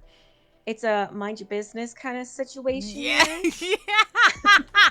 I'm like, and that's another part that people don't talk about, the acne. I'm a grown ass person and I still have acne. I have Yeah. cystic I- acne. Oh my god, that's the worst. Yeah. Yeah. It sucks.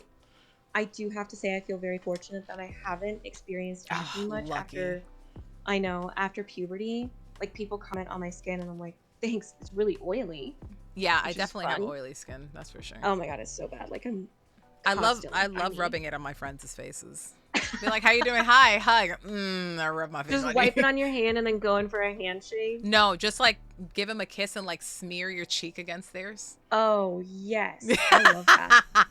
I really. It's always my forehead. Oh yeah, the forehead. Yeah. You only do that with people you truly love, Yeah, your true friends. exactly. You don't just put your face oil on anybody. No, my face oil is special. Yes, it's concentrated and only reserved for the best of friends. Exactly. Yeah. Or the tissue in the bathroom because I'm freaked out about being so oily that day. Oh, I don't even do that. I just let that shit sit there. I do.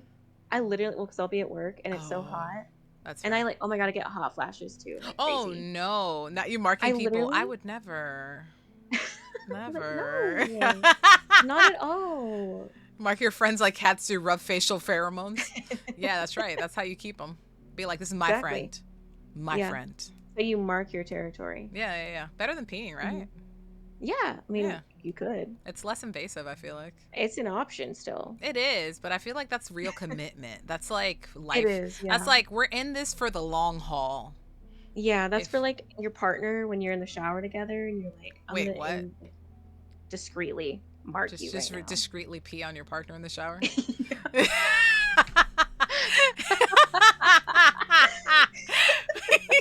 Note, partner, pee in shower, mark territory. What a power play. Literally. Next time I see someone I love and cherish in general, be like, come here, lifts legs. Just come in here, spray bottle it. Literally. Oh my God. That's so funny. Chat, don't just pee on anybody. Like, you don't do Don't that. pee on No, people, you don't guys. pee on Don't do people. that. No, These don't are do- jokes. Yes. For legal reasons. These are jokes. Jokes. These are the unhinged jokes, okay? You have to. When you're like so mentally and emotionally unstable, these are the things that keep you alive. Literally. Okay, funny thing about peeing though. My friend told me this story Oh, about she was like super this was a long time ago, but she was like very high. oh, okay. And she was like kind of in like a very, very lofty mentality at the moment, Okay, right? okay.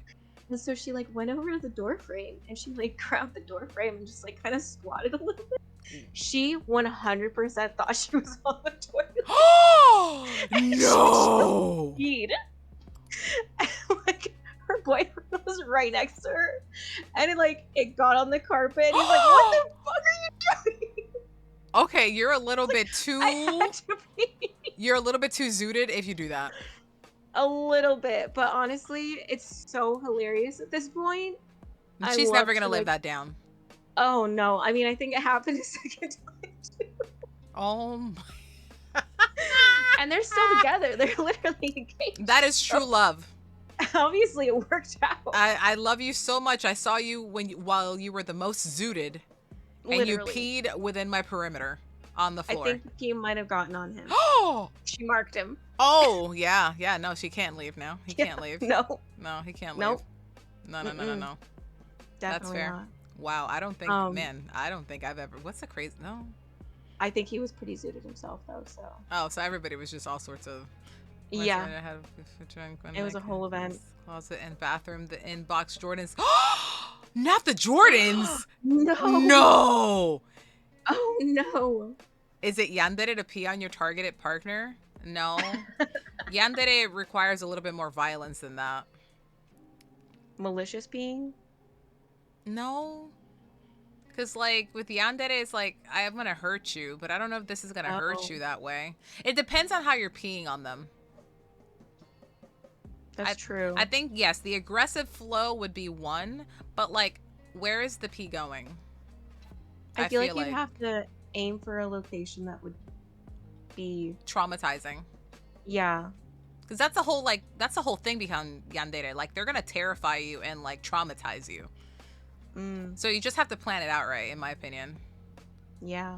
Let's see. What did Lamar say? Mom always tells me a story that he came home from partying when they were younger and almost peed in the clothes hamster, and he almost got us to beat us. Be like, why are you peeing in the hamster? Not the clean clothes. My God. For real? Dirty, no. Actually, don't pee on any clothes, period. No, like, don't pee on clothes. Like, no. So the face, yeah. Yeah, no. It would have to be the face. It has to be the face. Yeah. Yeah, it has to be the You'd face. have to plan it really well. Yeah. Because of angles. Yeah. Yeah. Like, anywhere on there. It's not even, like, one specific spot. Just, like, if it hits your face, I think that's enough of a response. Yeah. Yeah. How are we calculating this? Like, how do... I don't know, because then there's people who like, Yeah, those people. They like that. Yeah. So either it's going to be a wild discovery for you, yes, or big trauma. Yeah. Everybody wins. Yay. You win a prize regardless. You'll have something you didn't know you had before. Exactly. You will have learned more about yourself that day. Yep. God. That's so funny. How did we go from like education up to that? I was gonna be like, well, back to the PCOS. Back to the PCOS. Oh, that's funny. I feel like you also have to joke about it because like so many stressors and frustration and like depression and anxiety come with this, that you have no choice but to just develop a means of coping. And having a really dark sense of humor is like the easiest and most free coping mechanism that you can have for these situations. Because like the amount of times I've cried out of anger and frustration about my body, I couldn't even count in one hand or two. Yeah. Just because of how much it is. And then on top of like the societal pressure with it,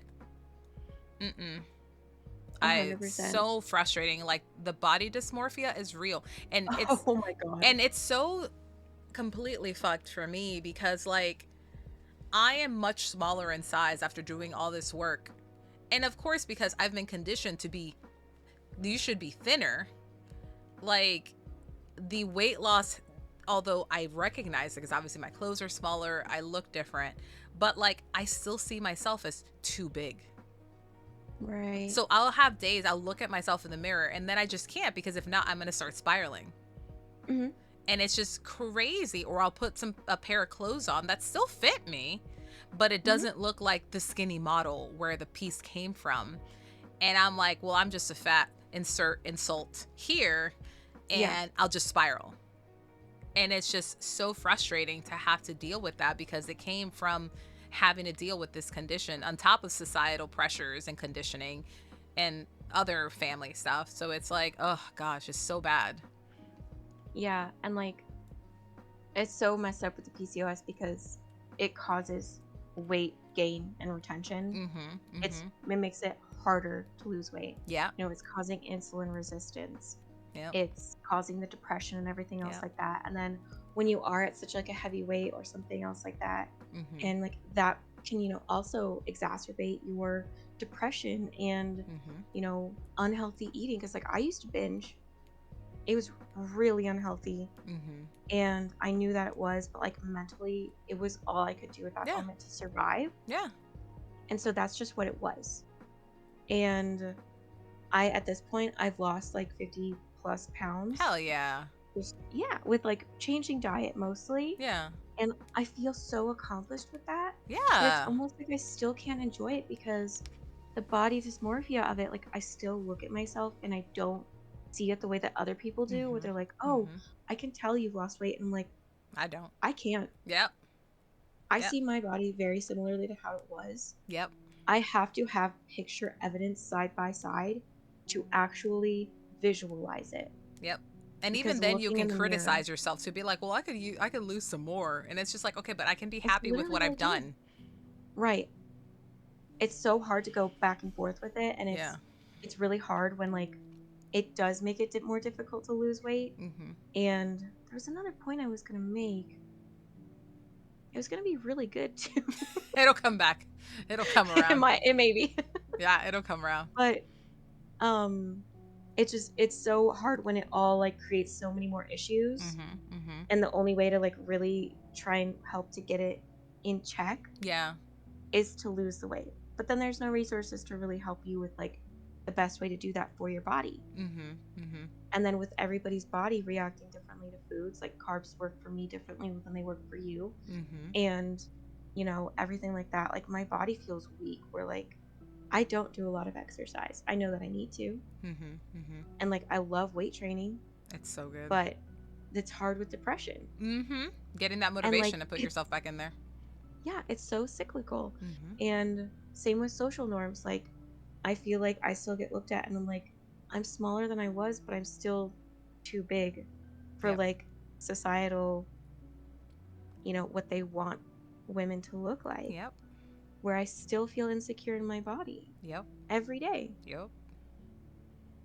And it's a constant cycle. Battle and struggle. Yeah. Yeah, it's just a constant cycle. And every day you don't know which cards you're gonna have to deal with that day.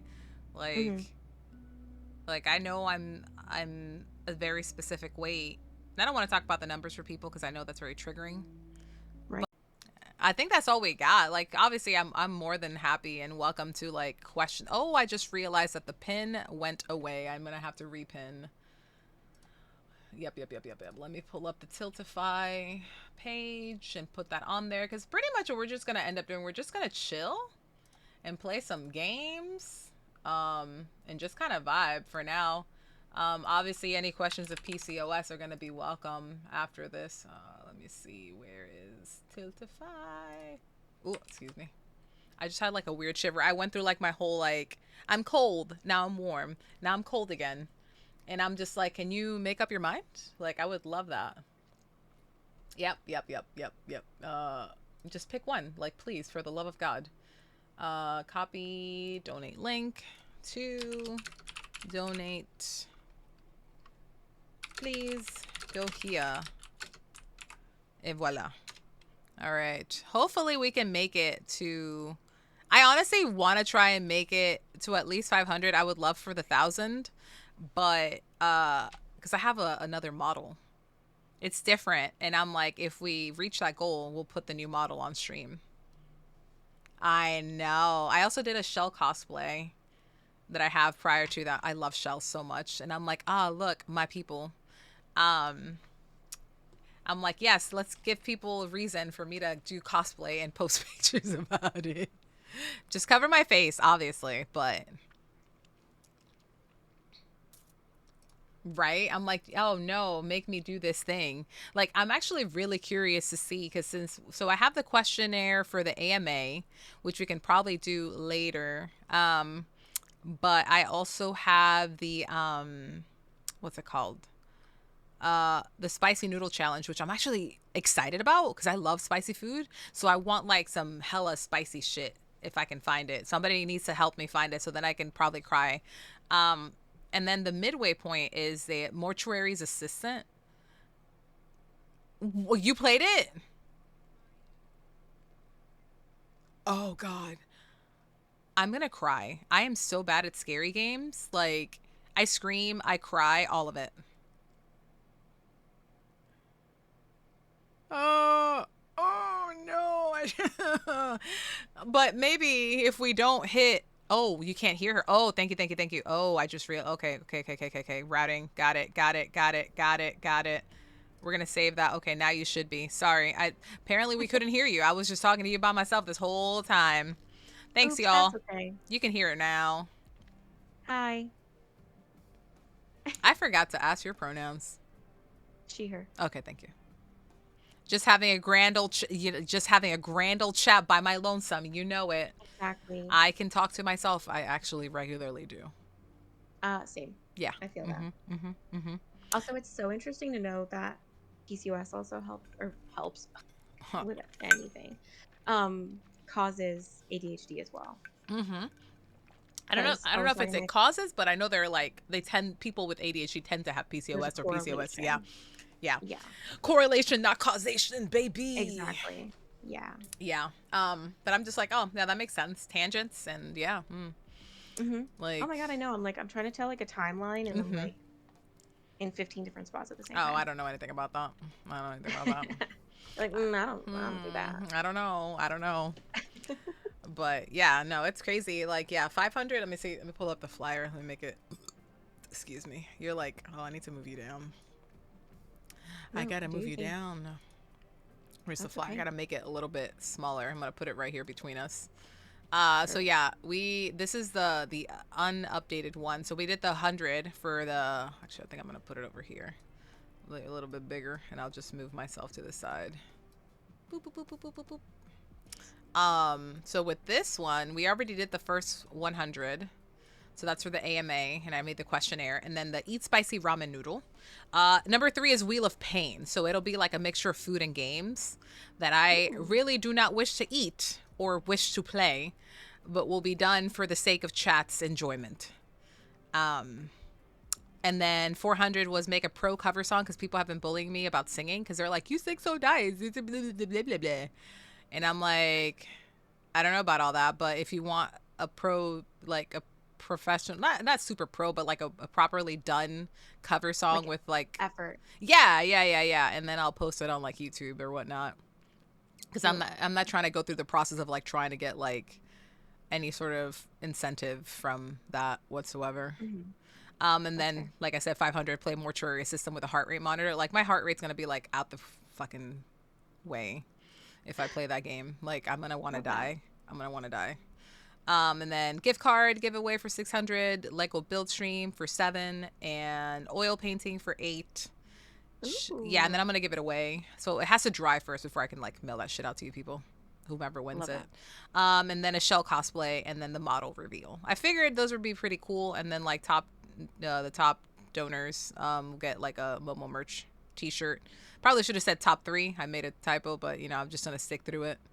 And then every 25 will get 2 signed art prints and stickers from my Patreon because I also do the Nice. arts.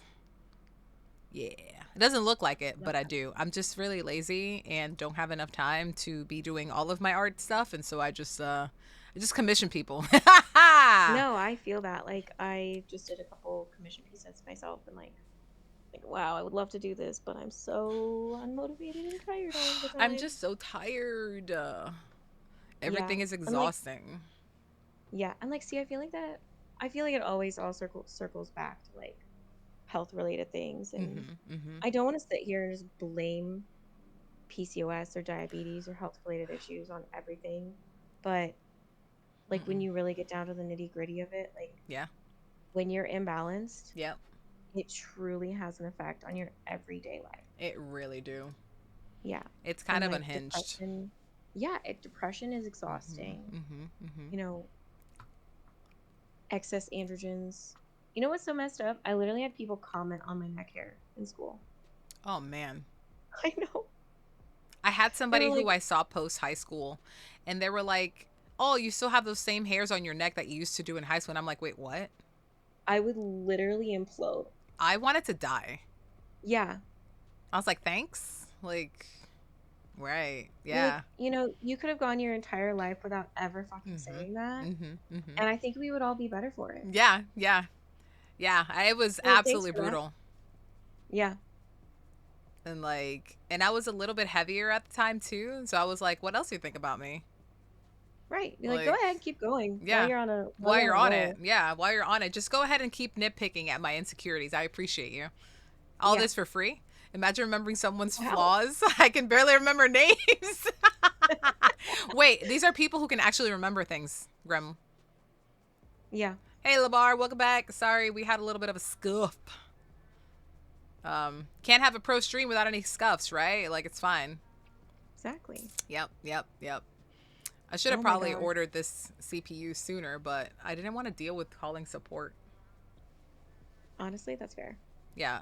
I was just like, oh, I'm so tired. I want to talk to these people. And so I did it today before stream. I was like, oh, I got to do it. Yeah. Because it's really negatively impacting streams. And I'm like, fuck. Yeah, definitely something to do. Oh, yeah, for sure. Like, I like to close unnecessary, like, apps and whatnot. Because I'm just like, I want to keep as many of the resources as I possibly can. Because I'm not trying to do any of that. Like, I just keep it low as much as I can. See, and I use my PNG when I have, like, resource-heavy games. Yeah. And it's not even that I don't have them. resources. The NPC had resources even when it closed up earlier. It's just like the CPU jamming itself. Ew. It was like 24%. Ew. Yeah. Why you be like that? Look, Intel, answer please. Where you at? Oh, Intel, seriously. step up. Right. Well, it's like I use a like 7-year-old Alienware laptop. Oh my. So I know, but like I can stream on it still. Oh, that's dope though. Exactly, but the resources sometimes do get a little like it makes it a little bogged down. Yeah. Especially with like, Fortnite and Baldur's Gate. Baldur's Gate. So I can't always. I know. I can't. I can't always have my VTuber open and working properly fully while doing those games all the time. So the big question this is gonna solidify us. Are you a juice box too? What is that? Oh, that's a no. Yep. Yep, that's a no. Are you a Gale fan? I am. Of course you are. I am. I really am. It's I want to punch how him. funny he is. I love how funny he is. I banished him for a while. Okay. Because he was terrible. He's so annoying. And he missed every single one of his shots. And then I verbally abused him while he was asking for magical items. Oh. But we would help people and then kill all of them. So we always had like all of the loot. Wait. So I was like, yeah, sure, you can have whatever piece we need. Well, you assisted in the murder, so it's only fair. Yeah, right? Yeah. And so we were like not bothered by him wanting things. And then once I started romancing him, I was smitten. I'm on the opposite side. I'm an Astarion stan. See, and my friend Link was going for Astarion and he got mad. I'm a juice box. Oh, okay, that makes sense. I understand now. So we didn't do like the one quest in Moonrise. And we didn't know about it. So then after we left Moonrise, they had like a conversation and Astarion was like, you think you're gonna get it again? And my friend Link was like, what? I'm upset. And then he looked it up and he was like, we missed this quest a while back. Oh, and I'm like, no. I'm literally so willing to revert to that save so that you can have this romance. Yeah. And he's like, no. That's okay. Crazy. So I'm the person who's like obsessed with like the character creation part and like never finishes the game.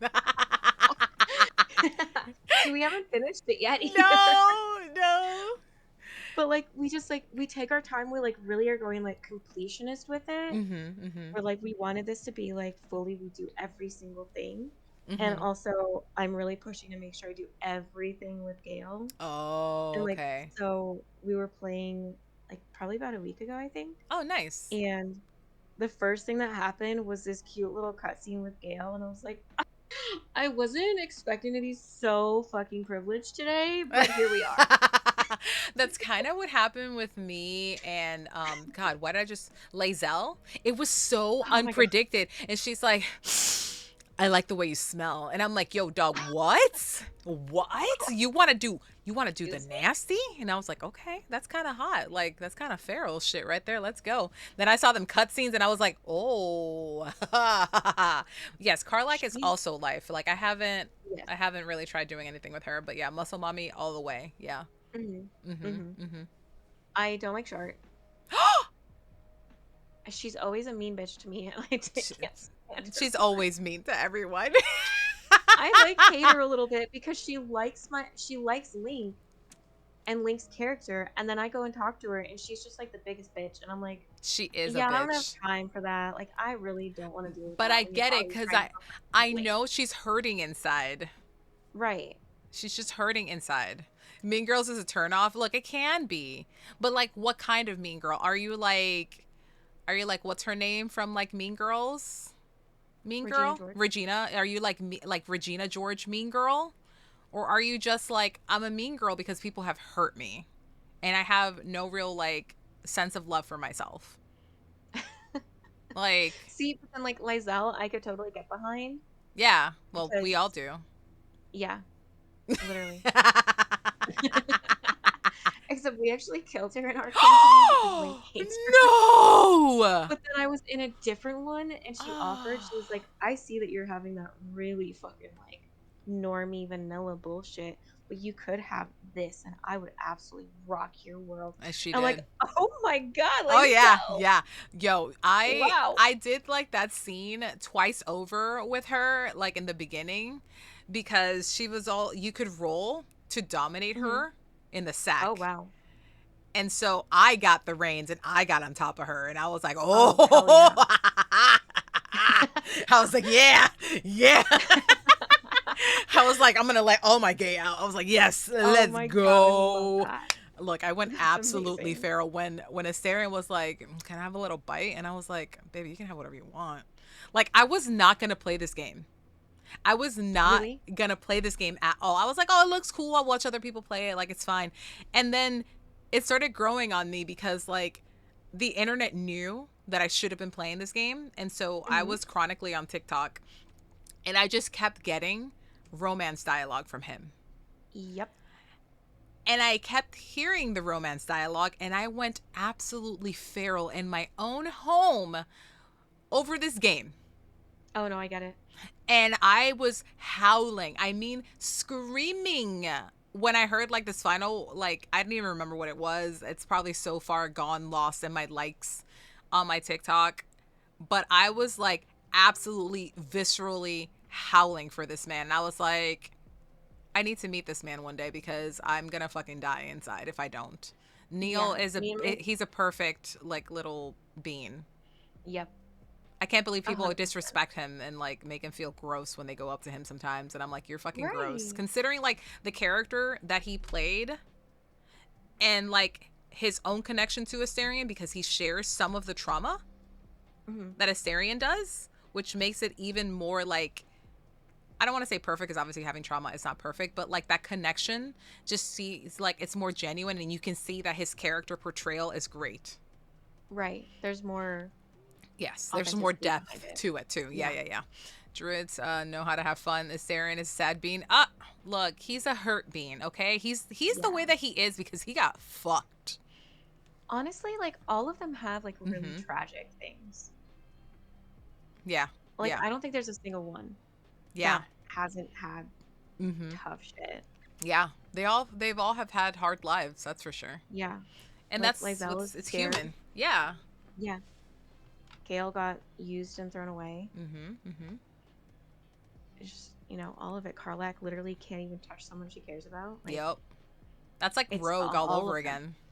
Right. Yeah. Literally.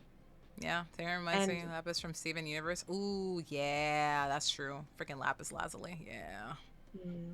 Such a good There was show. that one like new cutscene that they added for Astarion, and it was like how he has you get on your knees, and I'm like, I'm not even romancing, and I'm screaming right Oh now. yeah, I'm going straight for that. Like I haven't even gone that far. I'm like, oh man, don't even tell me I know I that. saw that and I was like, I need this to happen now. Like I Yeah. need to make another playthrough Yeah. so I romance him and I have this happen so I can do it over and over and over and over a Mhm. million times. Mhm. Mhm. Mhm. Mhm. And then I think someone was commenting on how like Gale is super vanilla, and I'm like, no, no, no, that's Will. Ew, I First of don't all, like him. I try to, but like I like him, but it's almost like too pure for me because then like the first cutscene with Gale, like you have astral projection like crazy. There's three of him. He's I'm like, such a stick in the mud. he like can be. I don't. It's like when you agree with him, it's totally fine. But and like, there's not a lot of times where we disagree with what he's doing because we're playing like a pretty generally good Mhm. playthrough. Mhm. Mhm. So we don't have a lot of times where he's super annoying or like whiny bitch boy. Mhm. Mhm. But yeah, someone was like, Gail's so vanilla. And I'm like, did you not have the scene with him where there's three of his arms and faces and they're all over you? Whoa, now. Did we not do this? Because that's, I don't know. That seems I hello? know. I know. Like, He's all oh like, no, I'm you can doing only have something. me, but there's three of me Yeah. now. Yeah. So you don't need anybody else. There's three of me. Isn't Hmm. that what you want? Literally, I mean, he just does it. It's great. Oh my goodness. Oh, we just And he's got, oh my suddenly God. right Thank you so there. much for the $30 donation. What the hell? I just missed that. Thank you. Oh my goodness. Yay. We're at 265. We're halfway there for the 300. I love that. You totally should do a singing thing. Oh, why? You barely I even don't know. heard anything. Okay, well, it was enough. Wow, Penguin! Hi! Was that from the both of you? I appreciate you. I hope you're doing well today. We'll pack any day with Mizor. I just need to, like, my problem is I have so many games to finish. And, like, Same. and Baldur's Gate just takes a lot of time. And it's not bad. Oh, shit. Mix it up isn't on. Hold on. I'll fix this. Hold on. I had a scuff. Me caso en la madre, carajo. Oh, did I open up a second? No, I don't need this. Thank you. I don't need a second instance of this. Question for you. Have you played Life is Strange, the first game? I have never played a Life is Strange game. For those two together is all I think of when I see Mizora. It sounds like we should just play some games together because I feel like we just vibe really good. Hmm. I'm down with that if I you're feel ever it. down with that. Totally. You can coach me on the scary games Okay. because I suck I'm at not very scary good at games. them, but Oh, I'm so much better. No, I'm so much better when I'm like with someone else and like I get my courage uh-huh. from being courageous for someone else. Oh, okay. So oh man, maybe So I just got you emotional if you support. need. Let me see if I this is have gonna other friends work. who play scary games though, so we totally got. There we go. We got the thighs. It works now. We're good. Hell yeah. We got some big old thighs. Boop, boop, boop, Love boop, that. boop, boop, boop. What I like is like when I take off my tights, like the squish goes away. Let me see if I can find Oh it. really? Yeah, so you see a little bit of the squish there on the side? Let me I see. do, yeah. So when I take them Like off, yeah. the squish goes away. Boop.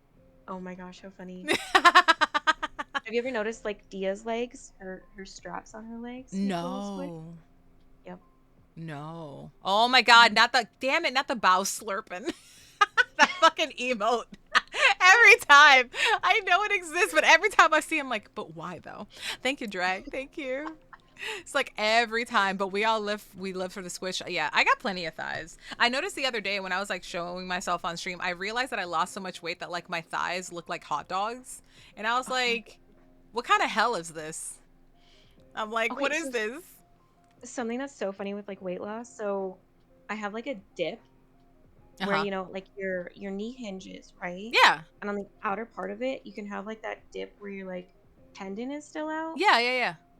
And then like I had that the other day and I was like, what is that? I'm like, ew, what is that? I'm like, oh my God. Yeah. Is this from losing weight? This Yeah, is weird. yeah. I don't like it, but I 'Cause- kind of do. Yeah, because like the fat deposits are everywhere. Like I didn't know that like Yeah. behind your legs and your knees you can get like fat deposits there too because Mhm. like your body doesn't know where else to put it at. And Literally. like, yeah, so like my thighs are still like squishy and they still touch because I wouldn't want to have the thigh gap. I'm like, you know how many things I I drop feel while sitting in the toilet, man? right. Like, I need to be able to save things before they like fall into the The toilet. amount of food I catch in my Right. thighs, And on my my thighs. boobs. Yes, that too. Yeah, yeah, yeah, yeah. Hmm. Because it's crazy. Exactly. But like, yeah, I saw it on stream and I looked at my legs and I was like, why do they look so thin? I'm like, when did this happen? When did this happen? Because I don't look at my Literally, legs from no. that angle sitting down. And I was like, I was looking at stream and I was like, what the fuck? Like, are those my legs? It was Yeah, so you're like, what bad. is that? It was so bad. I was like, ew, what happened? Oh my God, I get it completely. Yeah, I'm like, it's just some weight loss things. Y'all, yeah, I don't know about Yeah. that. Or like the skin. Be like, where's the skin here? Like, what is that doing there? Hmm. For the proof, I'm gonna Exactly. have to take Momo to the all food places. Look, I might not be able to eat a lot. That's my problem. This, See, that's that. one thing with the Ozempic, which is why I'm like super grateful to it, Mm-hmm, mm-hmm. is like a huge reduction in my appetite and food noise. Yes. Oh my God, the food noise. That So, is the best part. yes, because I didn't even realize it was a thing or like had like an actual term of like Yeah. I would literally sit and be eating food and be sitting thinking about my next meal. And I'm like, what am I gonna have? Like, Right? oh, I'm so excited for my next meal because like I'm very promote like eating the things that you want. Yeah. You know, go for the whole like the holistic, wholesome foods. But like Mm-hmm. you can have the foods you want, everything in moderation, right? Yeah. It's just about, portions, making sure that you're having things that aren't preservative filled Yep. or like riddled with added sugars or anything like that. Yep. So like I eat, I was eating quite a bit and that was helping me Yeah. still to lose weight, but then I got plateaued. Yeah. So the Ozempic helping with the food noise of me not So sitting like nice. I'm eating well, but I'm Yeah. still eating too much for my body. Yeah.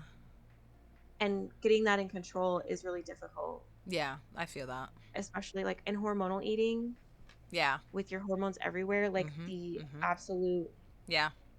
it's unhinged like feral Yeah. need Yeah. for like certain foods Yeah. and you can't control it. Yeah. Yeah. Go. So it's ultimately like this, I don't want to say insatiable desire for like food all the time, but it's a lot of like your brain being like, but what about sweet food? What about salty food? What about this Yeah. kind of food? What about that kind of food? Like What are we getting next? even as you're already full, Hmm. it's like a constant with food, like a craving of some sort, omnidirectional. Yes. So like you're literally like constantly seeking food, and like that can also correlate with like emotional eating because you're also Yeah. looking for like that dopamine hit that Right. gives you that. So like for people with ADHD like myself, like my body will be like sweet because sugar is going to give me that hit, and you just Hmm. keep eating it and you tend to eat, you overeat because you're Right. making up for that lack of dopamine in the brain. And so these, I forgot, like GS something type of meds that we're taking, because like Oh, Sarah and GLP-1. JLP-1. So Sarah and I are taking the same class of medication, different brands, but they're doing the same thing. They're reducing the food noise. So I'll go up to the kitchen, I'll serve myself my salad and my main proteins and like my carbs and stuff, and I'll sit down and eat. And then I'll just eat it. Like I start with my salad just so I can have like some fibrous stuff in my system, and then I start going for my regular foods, like my protein and my carbs. But then like I'll just stop. Like I'll be satiated and I won't have to want to eat more. Like Hmm. sometimes I won't even finish my whole plate because I'm satiated. I already That's got the what I needed. craziest part. That right there is so crazy to me because I don't feel like this need to constantly keep eating, which I will say is also really bad part of the American culture, where it's like you can't get out of the seat until you eat everything that's on your plate. So you Oh, tend to overeat. yeah. Like, Like as kids, yeah, oh, if you yeah. don't finish your plate, you can't have dessert. Yeah. Or, it's almost like a punishment. So then you grow up and you're like, I have to eat my food. I I have cannot to. Yeah. waste it. Yeah. And that's not counting any potential like mental emotional eating, because Hmm. not only on top of my ADHD, I'm an emotional eater. Same. So like I have like a triple whammy with all of these Yeah. things. So it's like the food noise is like I don't have to worry about food anymore. Like Hmm. I can just eat with normal food cues. Be like a moment ago, like as the stream went to shit earlier, I was telling Sarah, "Oh, I'm getting hungry." And it's just like, okay, I'm getting hungry. I don't have to like rush to go get something to eat. I Exactly. just I just need to, okay, well, I need to start prepping for some food to ingest into my system so then I can be just chill. I've been drinking water, I have a giant water bottle next to me, and it's one of those like, well, I know I'm not thirsty because I've been drinking water, so I'm obviously hungry. And Hmm. that's another one, being able to differentiate the cues for water and food. Yes, it's They're huge. similar. They're similar, but they're not the same. So before you get like that dehydration headache or that exhaustion headache, like that's all correlated with that because your water and food cues are similar and they're like hand in hand. And being able to tell the difference between that is outstanding because I can just go to the kitchen, get me some water, and carry on with my life. And maybe if I want a sweet little treat in between like my meals, be like, oh, I could use like something, and I'll pop like an olive or two in my mouth and carry on with my life. Hmm. And that's it. It's like you can make a more conscious effort, and like you can actually get away from all of the, oh, what are all the different kind of foods that I like and want all the time?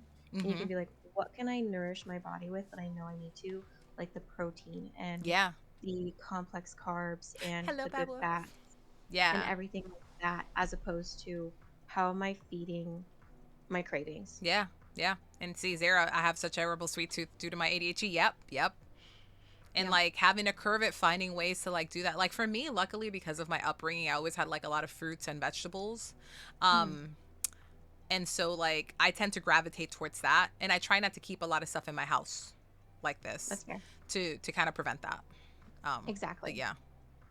It's kind of like when it's around, you mindlessly will eat it still. Yeah, yeah. So I try and avoid having like that kind of stuff around Yeah. to not have that issue all the time. Yeah. It's Mhm. almost like having a personal awareness of like how you will respond to having it near you. Mhm. Mhm. Where like I went and got like some ice cream bars to have like a little bit of a party for my dog. Mhm. And I was like, everybody have ice cream bars. Nobody had any. So then they were just there. And then like there was one Mhm. evening where I was just like so emotionally drained. And like even now, while on all my medications and stuff, Mhm. like that craving hit so bad. Yeah. And I'm pretty sure I just like I had a bunch of them like, what am I doing? Yeah. So like it still will like come up, but Mhm. then I just was on vacation and while we were there, I only ate about half my food all the time. Jeez. And then I just took the rest later and I would either have it like for lunch the next day or even like dinner later. Yeah. And it's so almost like empowering to be able to have that control over outings and just food in Mhm. general, where like I can pick something that I want and I don't feel like weird about it. Cause I also used to feel really weird about just eating in front of other people Yeah. because, oh, I'm that bigger girl who's like, what is she eating? What's on her plate? I feel like people judge like what you choose to eat Yeah. or what Yeah. you bring for lunch. And so like I wouldn't eat in front of people Yeah. and it caused like binging later. So to kind of have that freedom a little bit more and also get away from like all the noise of like what's the next thing I'm going to have? What do I want later? What still sounds good to me even though I'm literally satiated right now. Correct. Yeah. Correct. It's crazy. Like, and bored eating. Yeah. Like that's also crazy. Form bath eating habits growing up, unfortunately. That's most of us. We were Yeah. sold this idea of like, oh, the food pyramid. No, bitch, that's not how that works. That shit is fucked. Mm-mm. Yeah. Uh, let's see. Mom and daddy so bad impulse control and unchecked depression, ADHD. Well, no, yep, yep, yep. That's most Yeah. of us. We get a lot of this stuff from our own households. The Yeah. wolf is sick. A I was lot checking. of it. Oh, no worry. I'm sorry, Wolf. I hope you feel better. You can always lurk and chill. We're just having some PCOS conversations. Hmm. We're just kind of vibing. Um, we're talking more than expected, but I'm down to talk. I don't know what your schedule looks like today, but I'm gonna be here all day. I'm probably gonna bounce here soon. My You're sister and I are gonna go get oh lunch. hell yeah, But get you that foods. yeah. I'm Yeah, no. excited to go try this place. So Yeah, that sounds good. Happy to yap. I'm always happy to yap. I'm trying to figure out what to same. play once Sarah drops. I do have to do my gotchas. I'm wondering if really.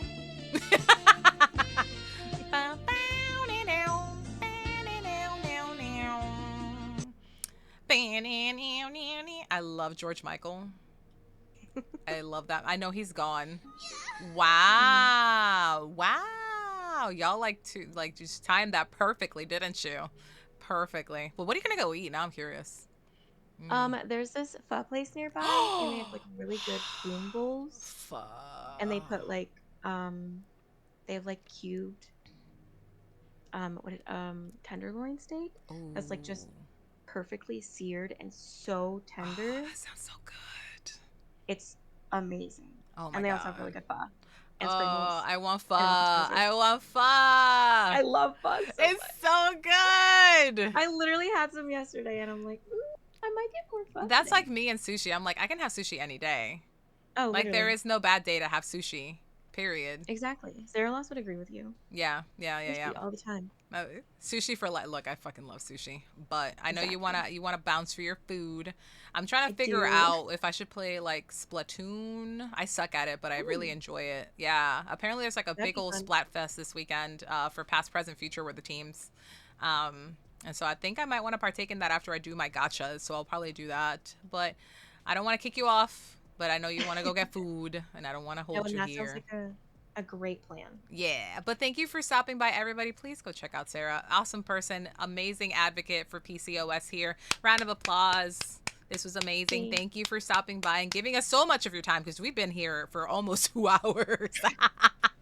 I'm a chatty Cathy, so I'm totally down, and I'm Yeah, an open book. I'm a So as Cathy professional said, yapper here, so we can always do that. But yes, please go check them out. There's their name is tagged on the title. Let me give them another. Ow! I just hit my elbow on the freaking. oh, I am also really bad at like not injuring myself. oh, I feel that. Yeah, constantly. Like I literally noticed a bruise on my knee like 3 days ago, and I was like, "What?